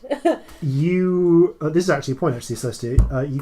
You can give yourself, I think, six crude arrows. They basically just function as normal arrows, but those are the arrows you recovered while you were collecting. What do you mean by crude arrows? These are the arrows that the Grey Stalker was using to attack. Oh, okay, so you six. You were able to recover. Cool, I'm going to say you were able to recover and then half not a dozen. plus one. Yeah, just normal arrows. Including one that came from my chest. Yes. Ow! Multiple of them are bloodstained. They seem to be tipped in flint and just bound with woodland materials. Cool. Okay, so you make your way as quietly and unobtrusively as you can forward. After a short amount of travel, you peering through the trees. You can hear the sound of crackling from up ahead, and as you watch from a concealed position, you see the campfire that you saw from above, still burning merrily, around which are various trestle tables which have been set up, and you can see what looks to be about 60 or so figures. A mixture of... Oh, that's so many. So many people. Humans and halflings, you would say, from the looks of them. Some of them, probably the majority of them, dressed in simple clothes worn from time, but stitched up in places as well, including a couple of them who are taking iron axes which have been resharpened so many times that they are almost just little metal stubs with edges. Chopping a felled tree for wood to carry off towards the fire, and several of the humans are garbed. A large number of the human, many of them are wearing what look like the armor, thick leather, boiled, stitched, repaired many times. Many of the humans, though, are wearing thick mail, and although it seems to have had some care for it, over time, just small amounts of rust have built up enough to give them it. Like the chainmail has the appearance of mail which has been cared for a very long time in spite of weather conditions. It's covered, it has just a low patina of rust, far less than you might expect for armour of a style which is a good several hundred years old. Mm-hmm. Give me a history check, anyone who wants to. There you go. Yep. 19? I wouldn't know, would I? Probably not. Probably not. Yeah, Scamp and to a degree Corzin. This thing's it's fairy tale armor. It's like armour. Yeah, it's the armor in the painted books of ye olde days. Are they all dead? Yeah, they're so dead. They all have the same sort of withered, mummified look as the Grey Stalker did. Celestia, you recognise from the shields that some of them have, which have been repainted over and over again with crude materials and just like charcoal to make them up. The fake colours have long faded, apart from the blacks and some green. The old crests from Meadmere, about 600 years ago, dating back to the rebellion and conquests of Alderai Blackheart. Oh wow. And it seems that these figures are just engaged in feasting and camping. You can see that the bodies of things like woodland creatures, hogs, where they've been able to find them. Birds have been spit roasted near the fire and are being turned, and carved up and put on plates where they can. And the plates are lovely. There are plates of what appears to be solid gold, golden goblets, much repaired wooden tankards, but they've long since exhausted any of the fine foods they once had. So a lot of these plates are just piled up with pine cones. The golden goblets are filled with rainwater. But they are continuing to drink and eat, as far as you can tell, or at least go through the motions of such. Feasting. They are making the motions of chatting, but there's no sound. You can just very faintly hear as long eroded throats are passing air through them, and tongues and leathery tongues are moving. One stands up at one point and begins to conduct his goblet as if in a drinking song, and the others start conducting their goblets in turn. Well, this is horrid. Before raising it, several of them rattle their shields in a cheer before they settle back down and continue their feast. I relate the thing about it being 600 years ago. Okay. I think we should go. Do we think they're likely to attack us? I don't know, but we don't have their attention right now, and I think we should leave. Did the shrew, did the hawk ever attack? They did. No, they. I mean, they did. The shrew attacked. Let's not go near then. Only when we interrupted them, which is my point. I think we should leave. Yeah, I was just thinking, there's bound to be lots of magic and gold in there, but I mean, no. 60 though. Let's leave. There's 4 of us.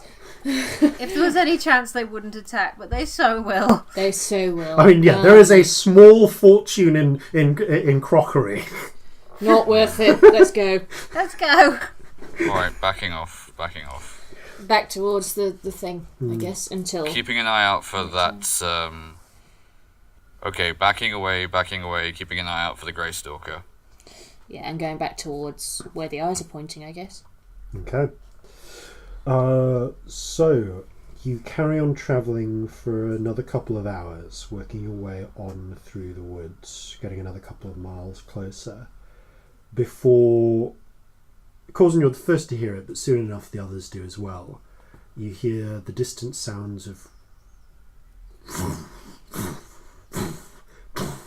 like a regular sort of rumbling, almost. Oh, not another in the one. Distance and starting to get closer slowly over time. It seems to be coming from up ahead. And it's like a low rumbling sort of thunderous sound. Is it just Corzin that can hear it? No. Once, like after a few moments, you can all hear it. Corzin just has the best hearing. What the fuck is that? I don't know. Another elk? Does it sound like another elk? We haven't seen anything living. Give me an intelligence check. All of us? Anyone who wants to. Yeah, why not? Ooh, 17. 12. 19. Yeah, Fighty does not know what this is. 17 and 19. It sounds like footsteps. It sounds like a march. And you was the 19? Yeah, 19 was Celestia. You can make out what sounds like horseshoe steps as well. I can hear horses. It's like they're marching. It's like some seems to be foot, some seems to be horse. There's something which is just sort of pound, pound, pound. Like rhythmically. Yeah, all of it's rhythmic. You can just hear, it just feels like, and you can tell it's coming from up ahead. Is it coming towards us? It's getting closer, but you don't know if it's coming towards you. Maybe we should hide in a tree or something and try and watch what it is. There was a road up ahead, wasn't there? There was. It's More probably soldiers, perhaps. Dead soldiers? Probably. Dead soldiers, dead horses. There's only one way to find out. I mean, we should definitely hide and look rather than charge in. Okay, give me another stealth check. Okay. Ooh, that's a D12, not that one. I'm making these with advantage unless you tell me otherwise. Oh, yeah. I'm doing disadvantage unless you tell me otherwise. 13. 10. 22. Okay. You're all kind of doing your best to keep quiet and keep close. And as you make your way carefully forward, just a little bit further forwards to the point where you can see the clearing start to appear ahead, you can see there is a wide track. When I say wide, I mean like almost like a good 100 feet wide, where there are no trees growing. And you can see, it's as if there's a dirt road but you're looking at it, you can see it's not paved or anything. It's more like a track that has been beaten flat by continued walking. Does it look like it's had trees that have been cut down? Not so much that they've been cut down as any that you can see crushed saplings here and there. Okay. It looks like any trees that have started to grow have just been trampled underfoot. Yeah. And as you watch, you can just see there is a small dust cloud starting to appear on the distance, and you observe as a column of figures approaches. I'll get to what's at their head in a moment, but the majority of the column travelling behind the first rank are small figures, a little larger than Corzin, smaller than Scamp, humanoid, with greyish-green withered skin, all showing the same signs of death. Some are actually so decayed that they're all just skeletal. You can see what look to be hundreds of goblins wearing dried, ancient, boiled leather armour and spears. Dead goblins? Yep. Carrying long spears, almost like sort of sarissa-type spikes, like these would be a pike block, with the tips of which are tipped with long verdigreed green bronze. Ahead of them, you can see skeletal or mummified horses, a group of, doing a quick count, you would say maybe 200, and judging from the number of goblins, you would say there's probably about 800 goblins behind them. Around 200 cavalry, which are being ridden by these mummified looking hobgoblins wearing ancient sort of not plate armor, but like plates of bronze, like a sort of like scale mail type, segmented armor over their chests, and with freer arms and legs, either with some with sword, some with bow, some with lance, and at their head is something none of you have ever seen. In fact, before I even describe this, I'm going to ask you for a nature check, please. Okay. Everyone or? Everyone. 16. Ooh. Natural 1. I can only use... Oh no, I can use lucky, can't I? Dirty 20. Okay. Okay, that's slightly better. That's... checks we all rolled pretty well, but 16. Yeah. Okay. Celestia and Corzin, you've vaguely read about these. Scamp, you actually saw a picture of one in a picture book. At least an artist's best guess. Still shaggy, its its long hair covering up the no doubt withered skin below, and pounding forwards the source of the great boom, boom, boom. Its trunk swinging side to side. Ah, so cool. A mammoth is leading the column. It is saddled with a huge leather saddle upon which is riding I want to say a good 14-foot tall figure, proportional in appearance to a human, with long withered sort of brownish reddish skin, sunken eyes, garbed in what appears to be bronze at its base but gilded armor, like a helmet, cuirass, vambraces and greaves, and holding a long bronze tipped lance in one arm, shield in the other, and just riding at the head of this column. None of them seem to notice you, but it takes a good 5-10 minutes for the column to just march down this route and pass on. I think if we're going to cross this road, we should go while they're not here. Oh yeah. I would say that, yeah, those of you, it is up to you whether you would have enough information as to know what this is, but I will say that to the three of you that if you feel your character would know the information that has been revealed in bonus content that might relate to this, then you can know that. I have a feeling Corzin might. Yeah. Nah, I don't think Scamp would. Probably not. It would be within the remit of history, so you could if you wanted to. Okay, I can't remember what it is, darling. In which case, then no, you don't need to. It was a really long time ago that I listened to that. Corzin is going to look at this giant fellow on the mammoth and say, "Oh fuck! What the hell is? What is it? That's. Did you ever read in history about a No. Alright, Maybe what? No. There was a giant general back along who fought in wars with Tyre. His name was Surtur.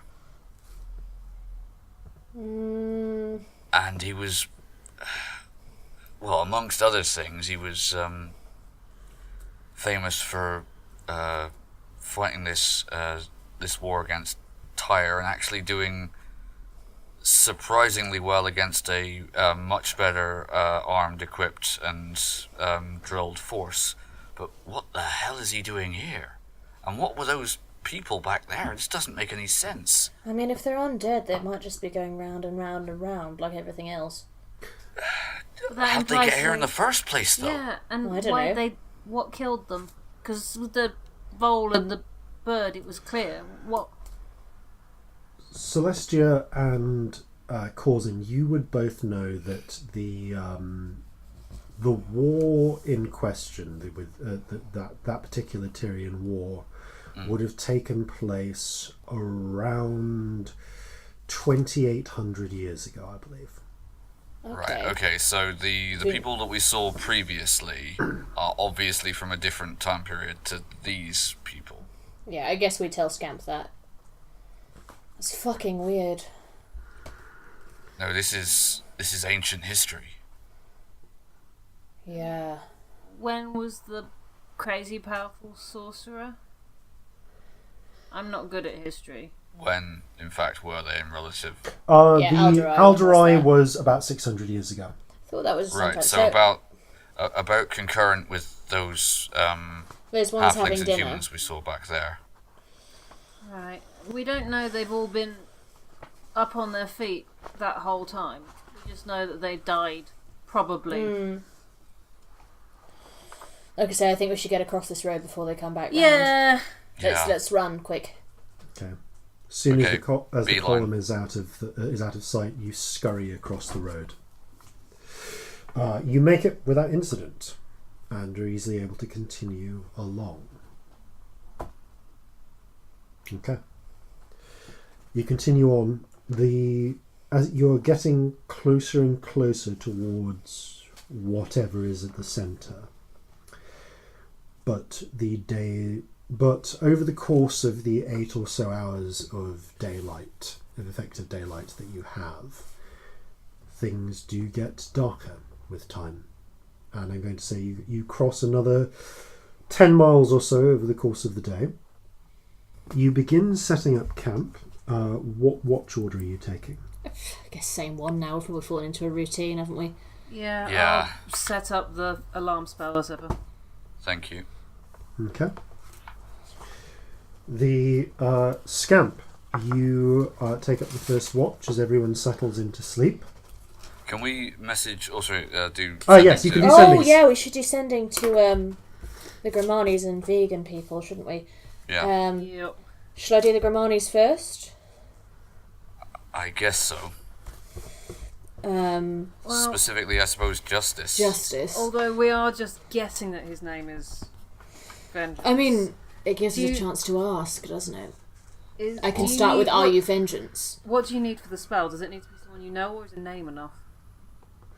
Needs to be... well, no. You need to be able to unambiguously identify them because we know that because you did it on that countess.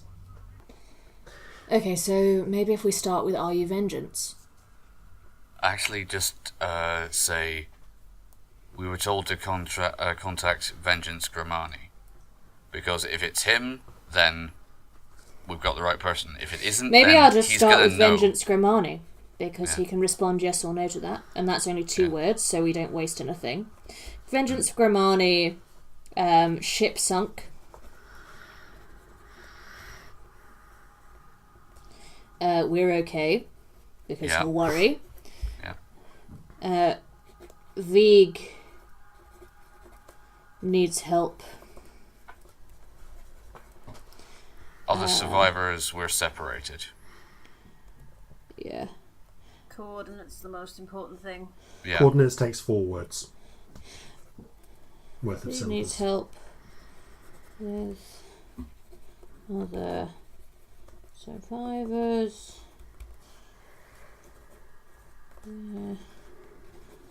Separate. Okay, so 1, 2, 3, 4, 5, 6, 7, 8, 9, 10, 11, 12, 13, 14.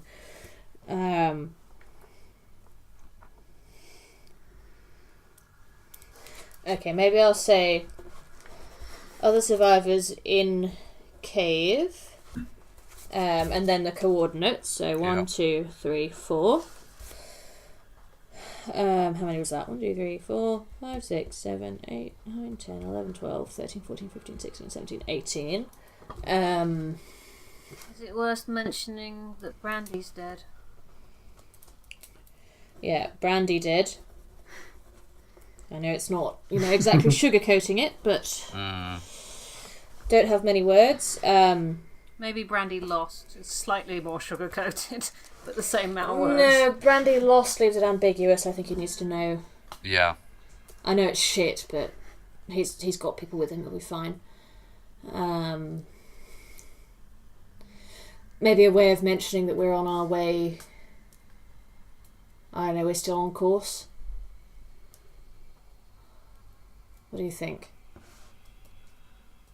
Well, are we trying to find them? I guess. I've got 20 so far. No, we're not trying to find survivors. That's a lie. I've got 5 more words. Is there anything anyone wants to say?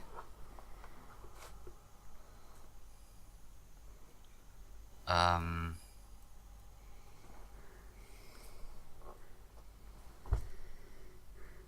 on, I'm just counting this. Special discount on pantaloons? No. Can you help us? We don't need their help. That will confuse him. We're okay.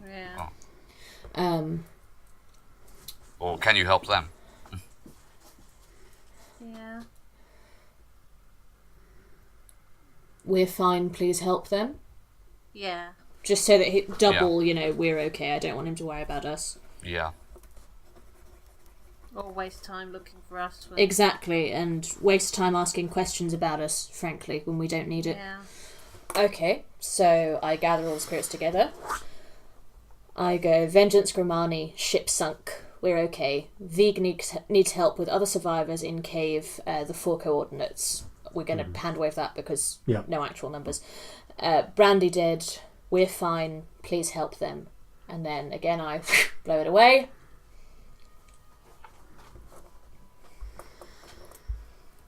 A few moments later, you get a response. Celestia?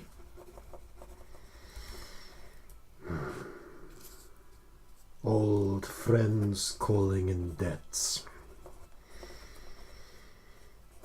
Saddened to hear, Brandy.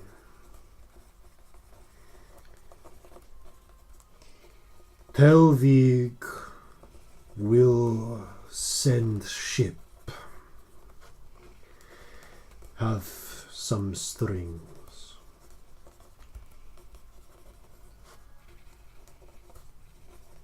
Be safe.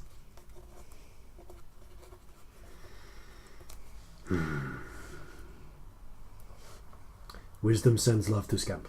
Oh, I should have done the same. I feel bad now. Okay. So, yeah, I mean, I'm not going to read all that out again. Yeah.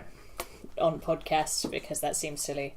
Did we ever I end with wisdom sends love to Scamp. So well done. Did we ever mention the Grimanis to Vig? I'm not sure that we did. I don't think we did. That's not for now, but let's ask one day. Well, we know that at least one of the Grimanis served with the first Captain Brandy. Maybe at least they were known to him.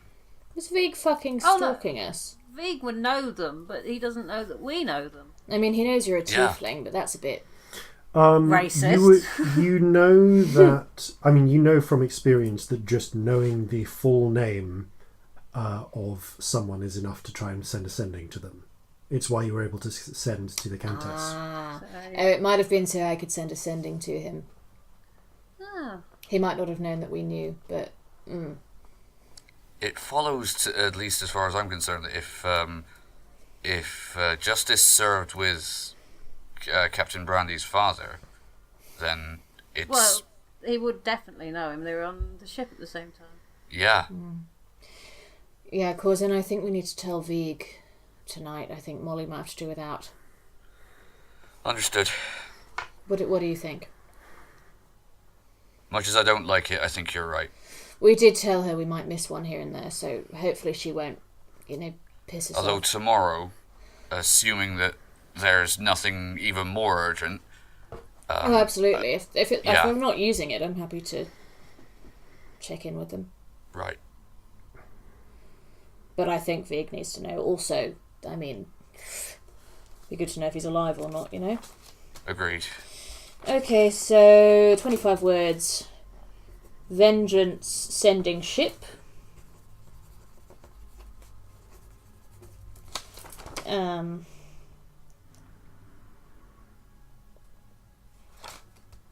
Vengeance sending ship. Sit tight. Stay alive. Sit tight. Stay alive. We're all still fine. Is there anything we can tell him that might help him about, well, he knows about the pixies, presumably, but anything else that's out there, anything that we've seen? Maybe... I mean, nothing was dead until we got over that line, was it? And we're like, God, a week and a half away from where he is. So tell him that there's wood elves out in the forest and to watch his back. Wood elves about. Watch it. Okay, how many have we got? 1, 2, 3, 4, 5, 6, 7, 8, 9, 10, 11, 12, 13, 14, 15, 16. Okay, we've got 9 more. Anything else?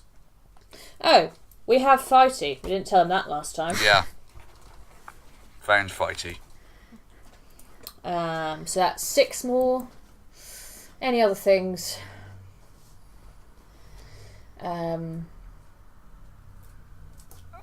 Are you all okay? Stay safe? Yeah. Yeah. Yeah, I mean, there's nothing really more urgent, is there? Okay. Not really. Okay, again, get all For the now. spirits together. Vengeance sending ship. Sit tight, stay alive. We're all still fine. Wood elves about. Watch it. We have Fighty. Are you all okay? Stay safe. You hear a response shortly thereafter. Glad to hear okay. Have supplies, water, 1 month if stretched. Careful hunting, gathering. Will fortify position. Don't care, Fighty.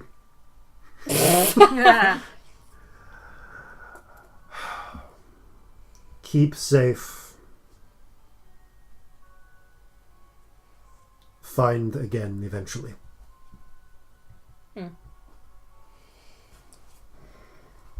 Okay, they've got supplies for a month. He doesn't give a shit that we've got Fighty and he told us to stay safe, basically. Oh, that's nice. Sorry. That's okay, I don't really give a shit that he's alive. Well, aren't we all very nice, caring people? Mutual Appreciation Society here, but We're very much glad that you're here. Yes. I'm very glad that you're all around as well. Yes, this would be shit. Should we We're going to have to try and meet up with them at some point. At least though we know that if they're careful, they've got at least time on their side. Yeah, I mean, I think, to be honest, we might have to meet up with them, elsewhere at this point. We're not going to meet up with them before we get out of your weird gnome hole. Oh, I think it's going to be a lot easier once we get to the other side of that, yes. Sorry, I'm laughing out of character at the fact that I just said weird gnome. Weird gnome hole again. I'm trying really hard not to. Oh, I'm not mature enough to not laugh at that. Right, anyway. So, I'll fry up tonight's dinner is elk steak and with a little bit of salted pork. You have another very meat-heavy dinner. Excellent. Before Scamp, you take first watch. Can you give me a perception check, please? Oh, natural 20. I've Yes. rolled so many 20s and so many 1s. Okay. You guys have a sense of drama today, apparently. Yes.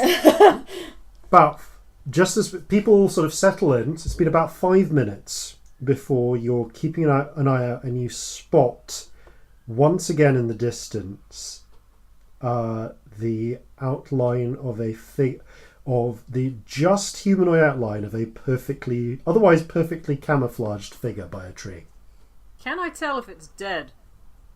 I'm going to say with that natural 20, it's probably dead because it's definitely the Stalker. Guys, our grey friend's back. What? You kind of wait. Are you going to wake people up, or are you just sort of saying loudly to try and wake them up by voice? No, I'm going to sort of mutter it in people's ears.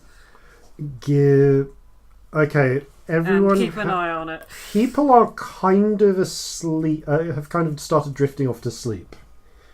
So. Right. Does it? It's just. Is everyone everyone what I was else watching before the thing I spotted ages ago. Yeah, you recognise that it's the same thing.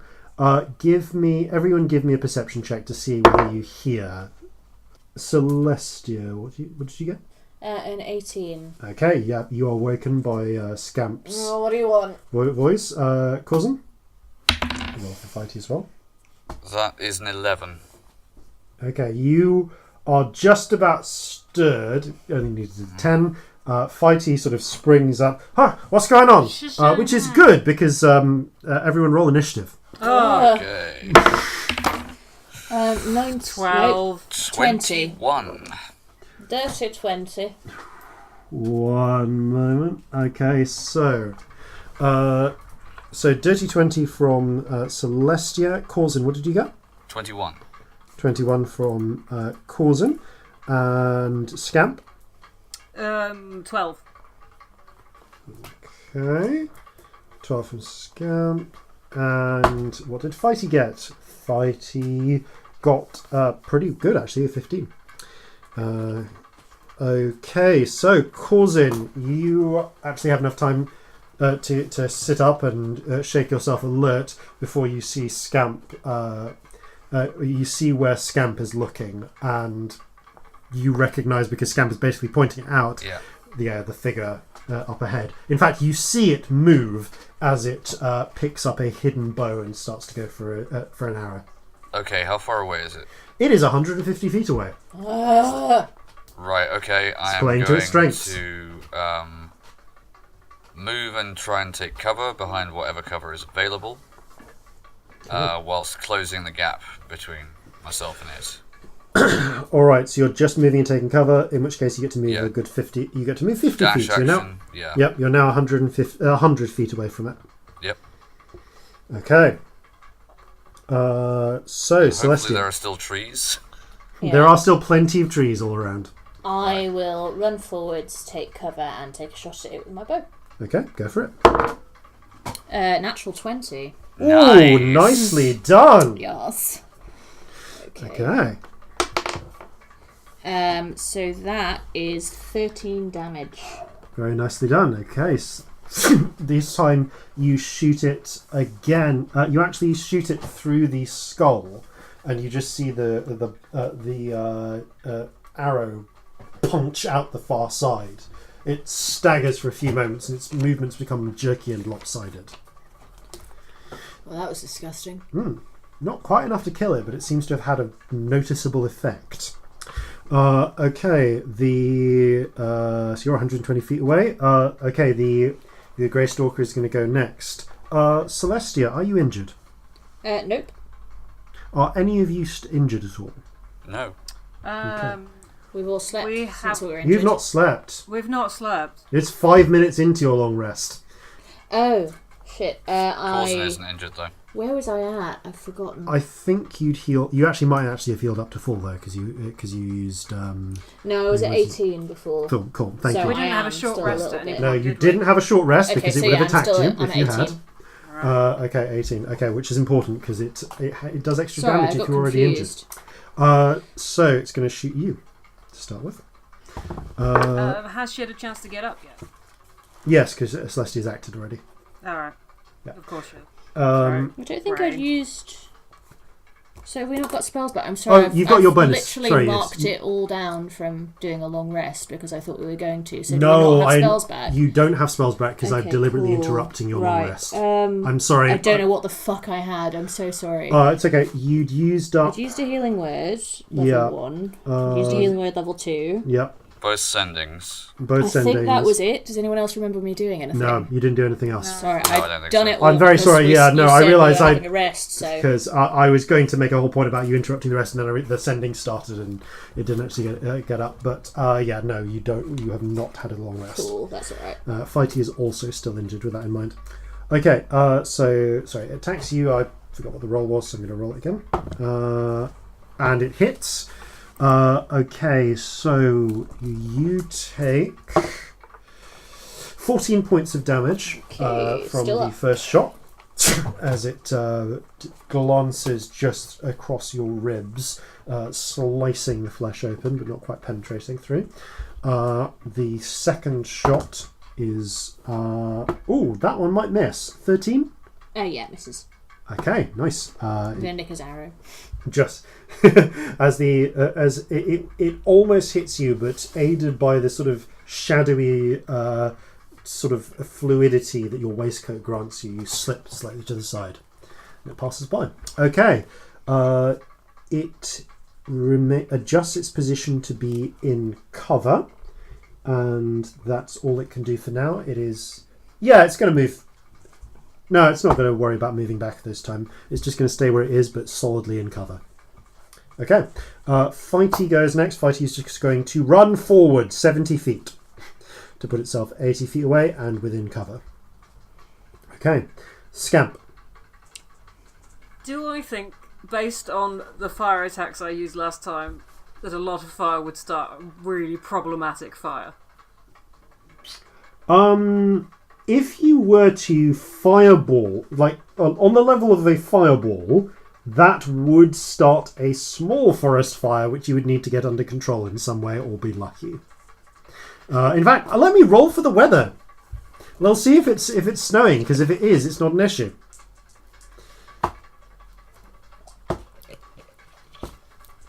Okay, it is not snowing. It is definitely icy temperature snow. In fact, there's actually a low fog around the area. There's still enough distance that you can see it, but yeah, it's not like crazy. The area fog. is foggy, but not particularly. But there is not much in the way of precipitation. Okay. So yes, there would be a risk of starting a forest fire. Oh, sod it. This thing's annoying me. I'm going to cast a fireball. Okay. We'll see what happens in a moment. So it's going to roll a dex save. Make it be dead. That was a natural 1. Yes, make it be very dead. Roll damage for me. Let's clear some space for these. Yes. It's a lot of not good ones and some good ones. Okay, 10, 20, 30. And while you're at it, roll a d100. You're a dick. That means I get it back at least. True. Where's a D? Where are my D10s that don't have Art percentile. I have loads of them. There's one. 61. Okay. Yeah. Tell me. Tell me the next time you say something out loud. Oh dear. Well, it'll be next time I cast, probably. Okay. So I will bear that in mind. With that in mind, however, the tiny sort of pea of light streaks out of your fingers in a manner that you all recognise from the previous time someone else did this. It sails through the woods and...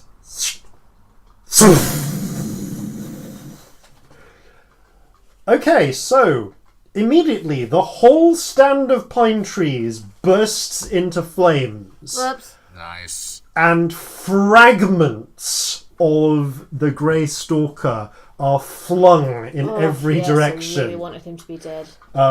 Just pieces of flaming skull, fragments of arm and leg and rib cage, all are scattered aflame. And there is a brief moment, Celestia and Corzin, where you see a shadowy outline of a humanoid figure in its place, almost almost a negative image of the Stalker, before it seems to quiver, destabilize, and then flow into the air as the spirit begins to moves quickly off in the direction of this strange pull. I tend to Scamp. You do know that's terrifying, don't you? We should put these trees out. Oh, they spoke. Oh yes, and as that happens, that you hear Scamp yell at full volume, "We should put these trees out!" Shush! For the next minute, Scamp, when you talk, you have to shout. Stop yelling! What's wrong with you? Be quiet. I don't know. Shush! Am I deaf? Is this deafness? I don't think so. Scamp is just yelling at I'll full just be volume. quiet now. More of those birds burst out of the trees and then circle around and come back. We've drawn enough attention to ourselves. Shut up. There is now this blazing stand of trees. I mean, can I try and put out some of it with prestidigitation, or is it like too big? I'm gonna start frostbiting. Pretty big. There's a lot of Okay. snow on the ground. I'm just gonna start throwing snow on it. Okay, collectively then, I'll say that's enough to actually make an Arcana check possible. Either Scamp or Celestia can make it, and with all mine's of you... +2. What's yours? 1. Alright, let's do me. Yeah, so with advantage, or...? No, okay, just cool. Without disadvantage. Oh, shit. I could 11. have done it with advantage because of tides. Oh well. Never mind. Yeah, collectively, you spend the next hour shoveling snow, casting frostbite, using prestidigitation to try and wink out these fires as best you can. What you mostly do is stop it from spreading. And let it burn out. Yeah. Eventually, after however, you do manage to chase it into the inner tree, which by the time you finally get the fires out, has just turned into a blackened sort of mess. Yeah, pine fires are really hard to put out even with magic. And a lot of Fighty and Corzin shoveling snow, but eventually I'm going to do a little cheeky second level healing word on myself because I'm fucked. So that's going to happen. But now you can take your long rest. I mean, there's no point doing a healing word because we're going to have a long rest. So are we though? With that, we've been betrayed before. I'd probably do one anyway. Yeah, just in case. Yeah. Okay, cool. That's shit, but never mind. If the fire's out, can Corzin go and have a look through the remains, such as they may be?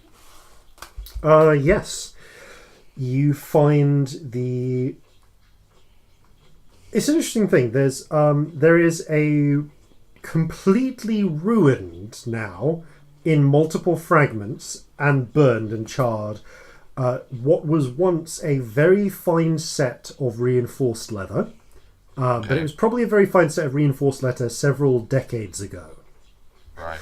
And has Decades, since not centuries, though. This guy is the most recent arrival other than us that we've come across? You have no real way to tell whether it's like, whether it's like a low number of centuries or, a certain number of decades.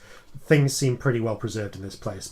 And it's also a lot harder to tell with the flames. But yeah, you would say at least decades. Sadly, his armor is not in a good enough condition to be used. And most of his equipment, what little of his equipment survives, does not seem to be fantastically... Well, again, both the bow and the spear were once finely made elven items, crafted with a great degree of skill and fine materials, that would probably once have functioned as the equivalent of +1 items. But time and use and just attrition over centuries or decades, it's not clear, have meant that is no longer the case. Oh, and the fireball. Yeah, well... Oh yeah, that probably didn't help. They've probably got like a thin layer of soot over them now, if nothing else. Yeah. And a certain amount of flaming pine tar that you had to put out. No, it seemed that very little of what the Grey Stalker had has survived, and almost nothing of value that can be... Do they have any identifying marks on them? There are... Yes, they had a cloak. They had a long faded brown cloak, of which a surprising amount has survived. Not enough that it's really that useful as a cloak, but you can see the remains of what looks like some sort of marking on it, done in a slightly differently patterned brown, of what appears to be... curiously, given that this is a largely boreal forest and does not possess deciduous trees, an oak leaf. Right. Okay. Does that mean anything to any of us? Well, it would certainly mean that whoever this was, they didn't come from around here. Give me a history check. Okay. Anyone? Anyone, just on the off chance. Nah. That's not bad, actually. 6. Dirty 20. You would guess that this is probably a tribal marking or clan association of some part. But I don't know what clan. You wouldn't know what clan from name, but you are familiar from what you've read or heard about Wood Elves that they do often take plant or animal markings as their clan identifiers, which don't necessarily reflect the area that they're settled in. I said causing dead wood elf, darling. It's a clan mark. Good thing it didn't catch us, would have eaten us. Well, that's something to be grateful for, I suppose, but the question is, like, between this and the guys in the armour back there and the giant riding a mammoth, like, it's like we've dropped into some sort of collection of powerful or famous armies or fighting men throughout the centuries. What worries me is what happened to all of them, to be honest. Well, the one thing that they've all got in common so far is that they're all dead, and long dead. And mostly in, like, time loops, apart from that stalker person. Well, maybe we just disturbed them. Like, maybe. We disturbed the Hork and the Vole, and they reacted to us. Maybe that stalker was doing what the stalker did until we blundered into their way. Yeah, difficult to know. Sounds likely, though. Yeah, it really does. I think we've got to press on. Fighty, how much further do you reckon it is? I mean, judging, this is... We need my to sense is actually past this, but we're going past it to get to where we need to go. Yeah, we need to go to the thing that the eyes are looking at first, don't we? So that's sort of not really a worry right now. But, I don't know, it seems like, we should give it, certainly at least give it, I mean, we have to go this way anyway. We'll see maybe if we spot anything more concrete at the end, tomorrow when in the daylight. Unless, pardon me, a bit of that elk coming back up. Unless you want to do a bit more of that sort of aerial scouting. I mean, it's very dark. I think we should camp. We should probably do that during the day. Yeah, there's no point looking now, even with, dark vision.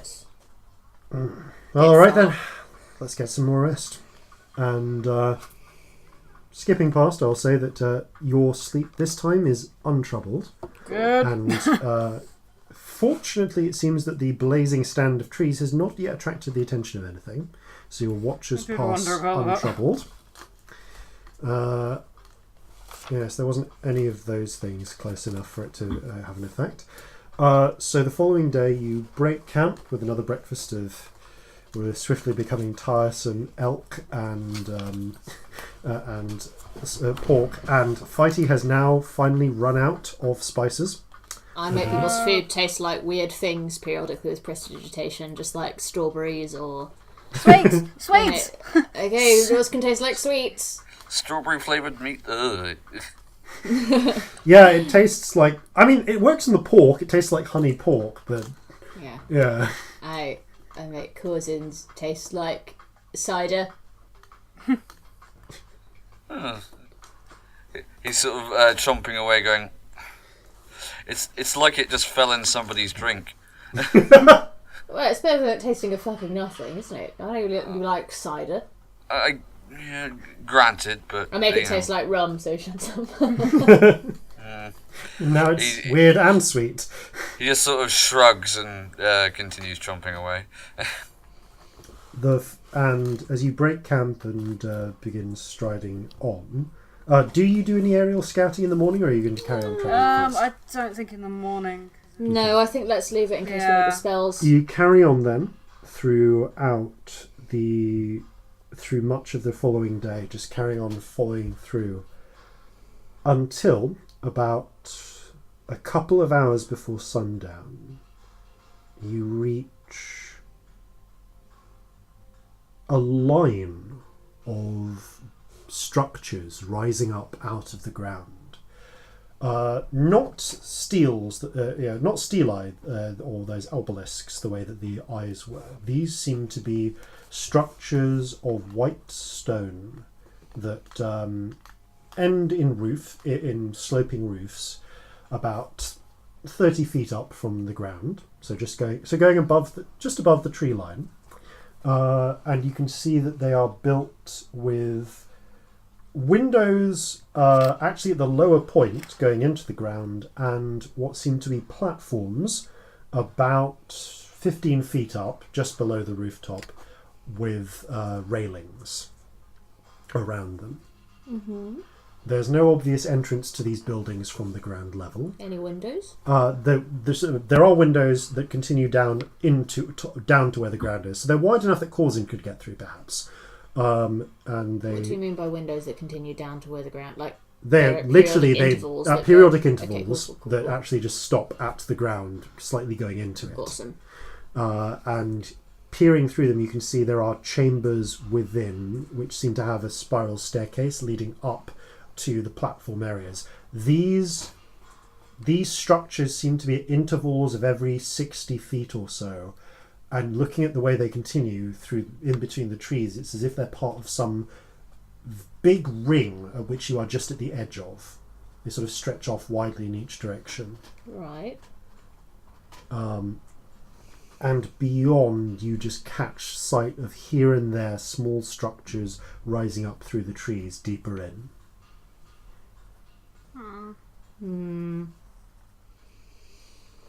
This is fucking weird, isn't it?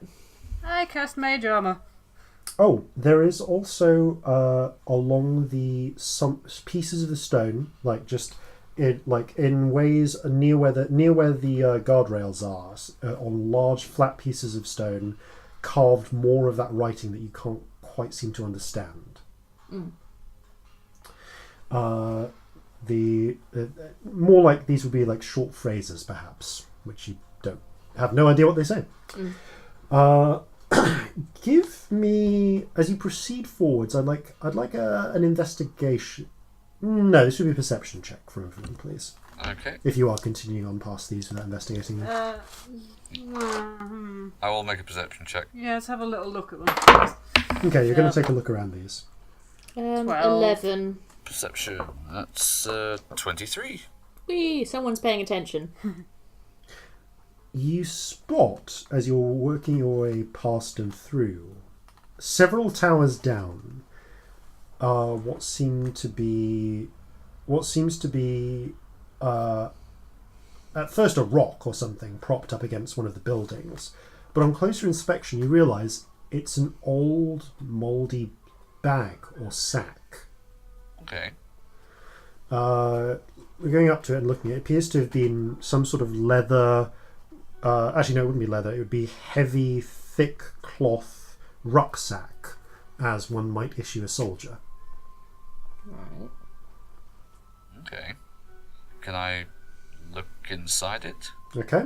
Opening it up, a puff of mold spores immediately bursts out. Corzin, give me a Constitution save, please. Oh, yuck. That's a... Oh, actually, that's a dirty 20. Okay. You do still take 7 points of poison damage, but you are not poisoned. Okay. As the toxic mold just happens that just happened to be growing there catches in your nasal cavities. You're sort of it just feels like it burns. You alright? Do you need a little xylophone thing? I'll be alright. Okay.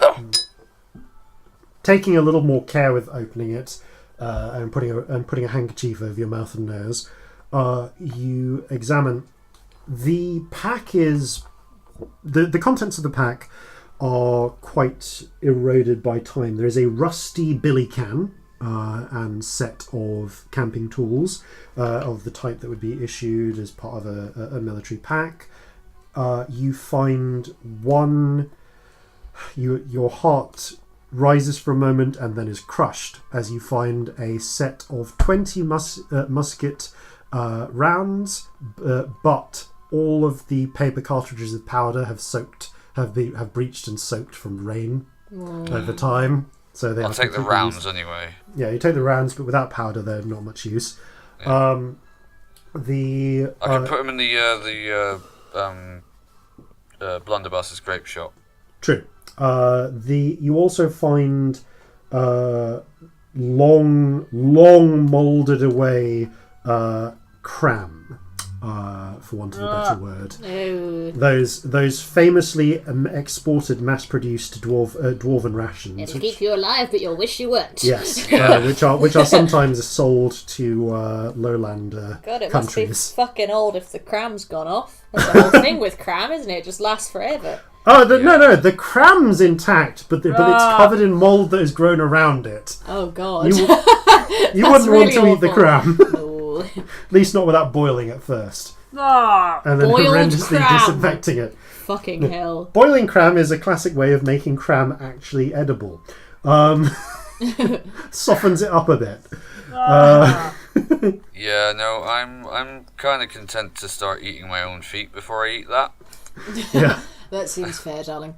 There's similarly a moulded old blanket and a small purse containing this soldier's savings from their pay, with what appear to be 32 silver shillings of Osirian stamp.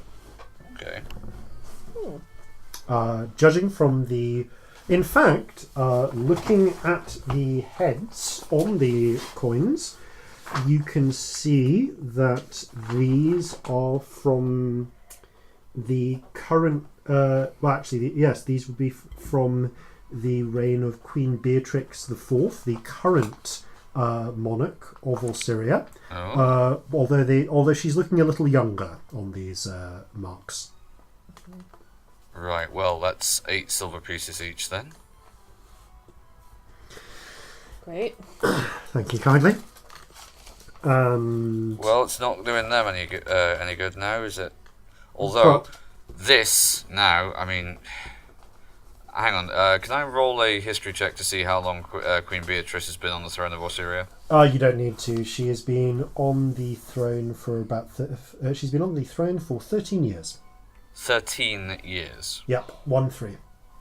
Okay, so... Presumably...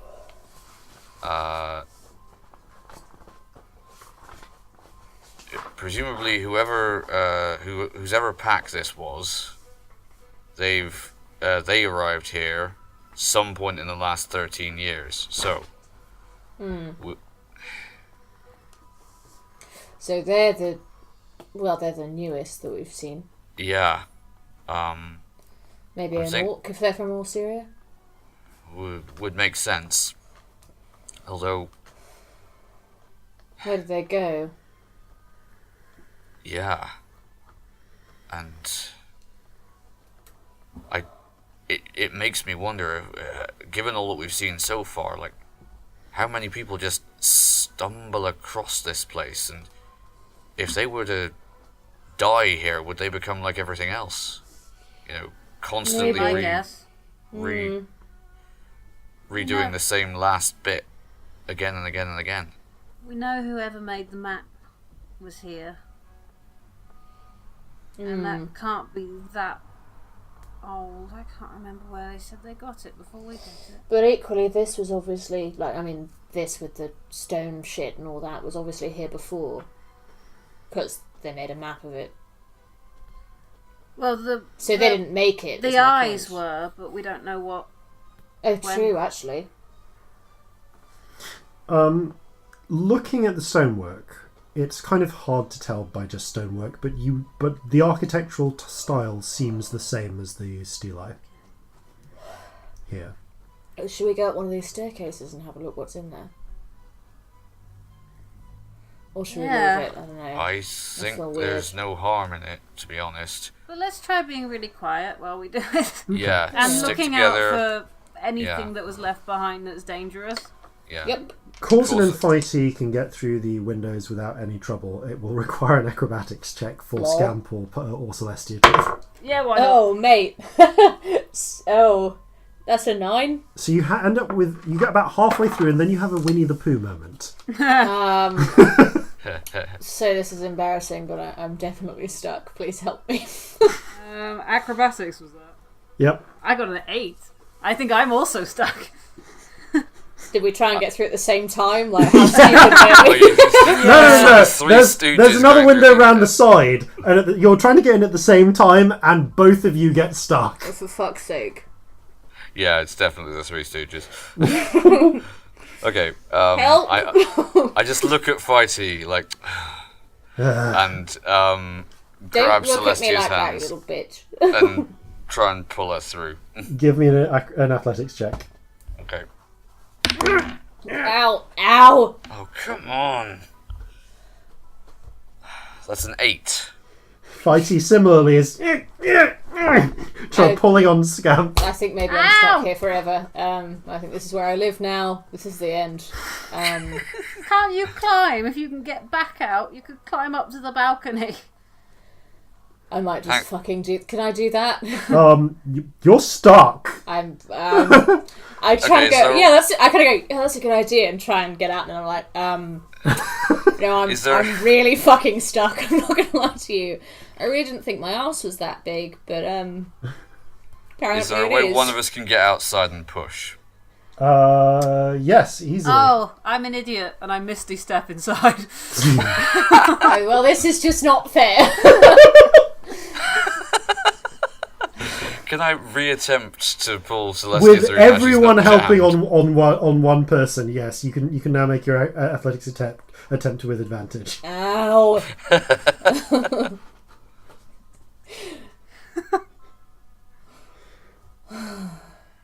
Corzin? Oh, right, yeah. Sorry. I roll thought you were something, making the darling, athletics attempt. Oh, God, no. And... Okay, that's much better. That's a 22. Okay. Ow! Oh, You have red marks. that was not my favourite thing. Also embarrassing. The Don't worry, we shall never speak of this again. Until we bottom- can't get out. I'm definitely going to climb down the side. Because fuck that. The bottom room of this structure is actually has very narrow clearance. Fighty and Corzin can stand upright, but Celestia and Scamp are both in their hands and feet. And you can see why when you make your way to the side of the stairs, because it's as if the ground here has just filled a room in flush to where the window level is. And you can see clearly that the stairs would actually continue down, except that they just run into dirt. And you can see that, it is just mud as well, because where the window is, there's a little bit of grass, but there's not a lot of light in here. But as you clamber up, it goes up through another couple of rooms, and you can see, well, there's no furniture here anymore, but it looks from the layout as if there are hooks on the wall where a rack might have been put. Not like a torture rack, but like a weapon rack or something. Or something to hold things. And there are holes in the wall where you can see shelves would have been put in at some point. Something about this kind of makes you feel like almost like a break room or something. And then you go up the last set of stairs and you find yourself up at just on a clear platform with guardrails, a bit of defensive cover, and the rooftop above. It very much feels like you're on top of what would be like a watchtower, but it's a very short one. Staring along, you can also just see... Actually, I'm going to ask you for another perception check. Okay. Up here. 30. 7. 7. Okay. 13. Fucking hell. With the 13, you can see through a little bit more of the trees, because it does go up somewhat higher in the tree line. You can see more structures beyond, deeper in, and at the very centre of where you can feel this pull, the rising peak of a white stone pyramid, rising maybe 60 feet or so above. Well, probably about 30 feet above the trees. Ooh. Yeah. Right. I point out the pyramid. That's where we're going. That looks fucking ominous, to say the least. Is that right, Fighty? I mean, we're not going there. He points slightly off. He points like about 200 feet off in one direction. Like we actually go past there, but we're this close. We might as well visit it. I mean, it's always been on the way. It's not the same Granted. thing. Yeah, no, we carry on past that.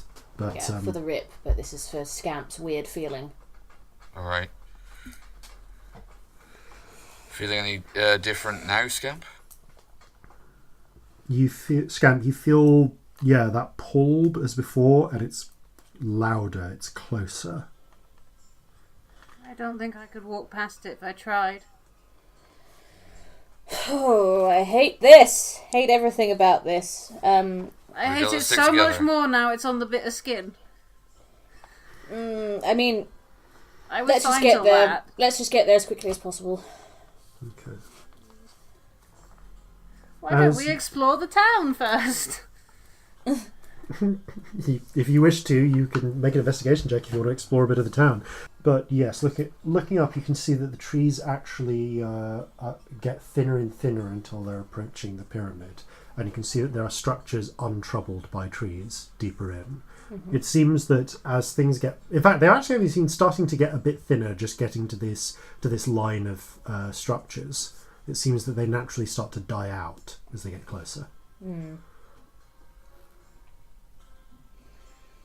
I wouldn't mind having a look in a couple of the buildings, or just at least peering through windows as we go.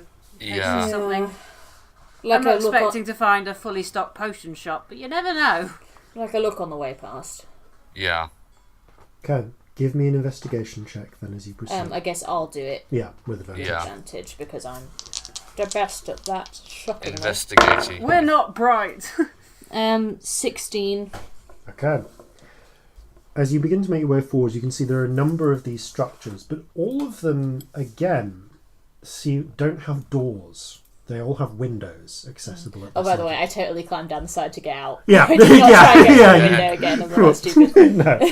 And yeah, like again, there are structures, and all of them feel like they're the top floors of something. Like there are stairwells that go down and just stop in the dirt. There are window access ways, but as you get closer in, you can see there are what look almost like roads now between the buildings, as if something again of that sort of not built style but trodden style of dirt passing through.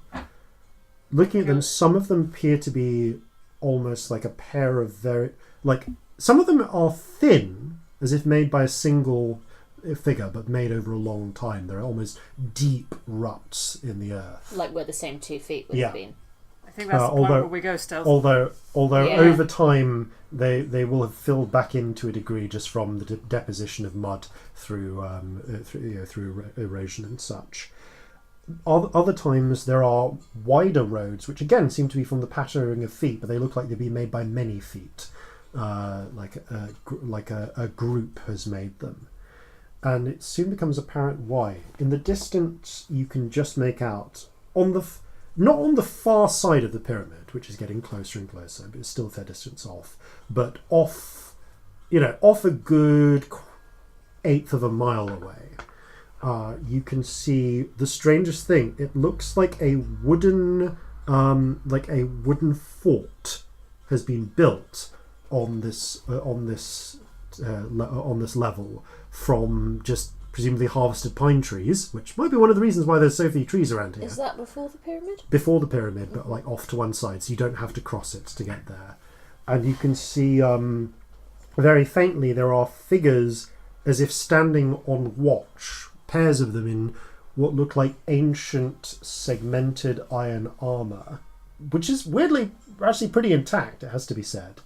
And at one point you catch what looks like just a small patrol of about a dozen of these leaving this distant wooden fort, marching out and back. Give me a history check. Okay. Ooh, that's 19. I suppose I might have heard something. 15. Yeah. 8, 9 in fact. 15 and 19. Celestia and Corzin, you both weirdly, like you've only seen these in books or heard of them. This appears to be a fort of the style made in the High Tyrian like during the days of the Tyrian Empire, when it was staffed by the Tyrian legions. Also, however, as this is happening, you look over and you can see for the first time there is the sign of. You can see where at some point someone dug out one of the lower floor windows. A lot of the soil has since flooded back in, but you can see where someone had at one point expanded or extended an entryway into one of these buildings. Mm-hmm. It's wide enough. They actually knocked some of the stone through, so it's wide enough for you to get through if you wanted, Celestia. So which building am I looking at now? I'm confused. I apologise. This is just you were talking about the fort, and then all of a sudden there was like another window. So there's a couple of things you notice. The fort is off an 1/8 of a mile away, but much nearer to you on the way to the pyramid, Okay, you can see one of the structures. Yes, has a window. Yeah, great. Can we have a look in there then? Yeah, fuck it. Someone thought it was worth doing. Yeah. There's very little on the ground floor, but as you make your way up to the first floor, you can see the remains of what was once some sort of camp. There are signs of a long extinguished fire pit, of bedrolls, of sets of old equipment packs and such. And you can see all of it has very much of a modern build to it. There's even in one corner a single disused, rusted, to beyond use, musket. Okay. Searching through the belongings that are there, you find you can find. It looks as if this place was abandoned suddenly. Some things have been taken, but other things have been left. There's still old supplies. How old? A water cask. You do find a few more silver coins, actually, which are of the same make as the ones before. So you can each add 20 silver coins to your inventory. Cool. But yes, there is also signs of violence here. You can see musket rounds embedded into the walls in places. Signs of a struggle. And in one corner you can see, and at one point you actually find, partially hidden by fallen just bits and bobs, the decapitated body, again desiccated, mummified looking, of a figure in the same segmented iron armour as you saw being worn by the distant figures on the fort. Mm-hmm. And you also find a book, more like a small journal, ripped, torn, partly moulded away by time. However, you are opening it up and looking at it, you find that it is written in Jovan. Opening up and looking through it, you can see that a lot of it, some parts of it are damaged. Other parts, the early parts in general, are not particularly interesting. They appear to describe the life and times of a soldier, looks to be a mage, actually, a military mage in service to the Syrian army. However, the last few passages are more of interest, and those are in the handouts I've given you. Before you can start, which will be made available to the listeners as part of the in the episode descriptions, I suspect in next week's episode, because as you are beginning to catch up towards the back end of it and see where things come through, all of you hear it's from outside. What is that? Yeah, what was that? You, peering out through one of the windows from your concealed position here, you can see, following one of the deep rutted paths, is a figure fully 16 feet in height. Oh, fuck. Wearing what appears to be a set of plate armour made for a giant. A huge cuirass with vambraces and greaves in burnished bronze, still gleaming, ruddy sort of coppery metal after all this time without so much as a spot of verdigris. But beneath the pieces of armour, however, there are sculpted bronze limbs that fill out the space.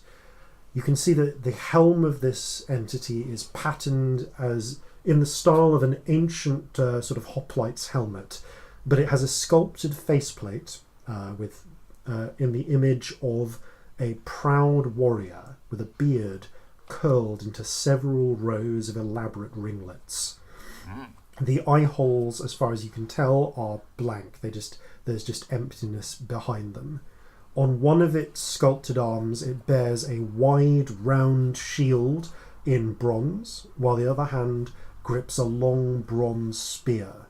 There is angular script encircling the shield's circumference, at the centre of which is depicted a stylized hammer.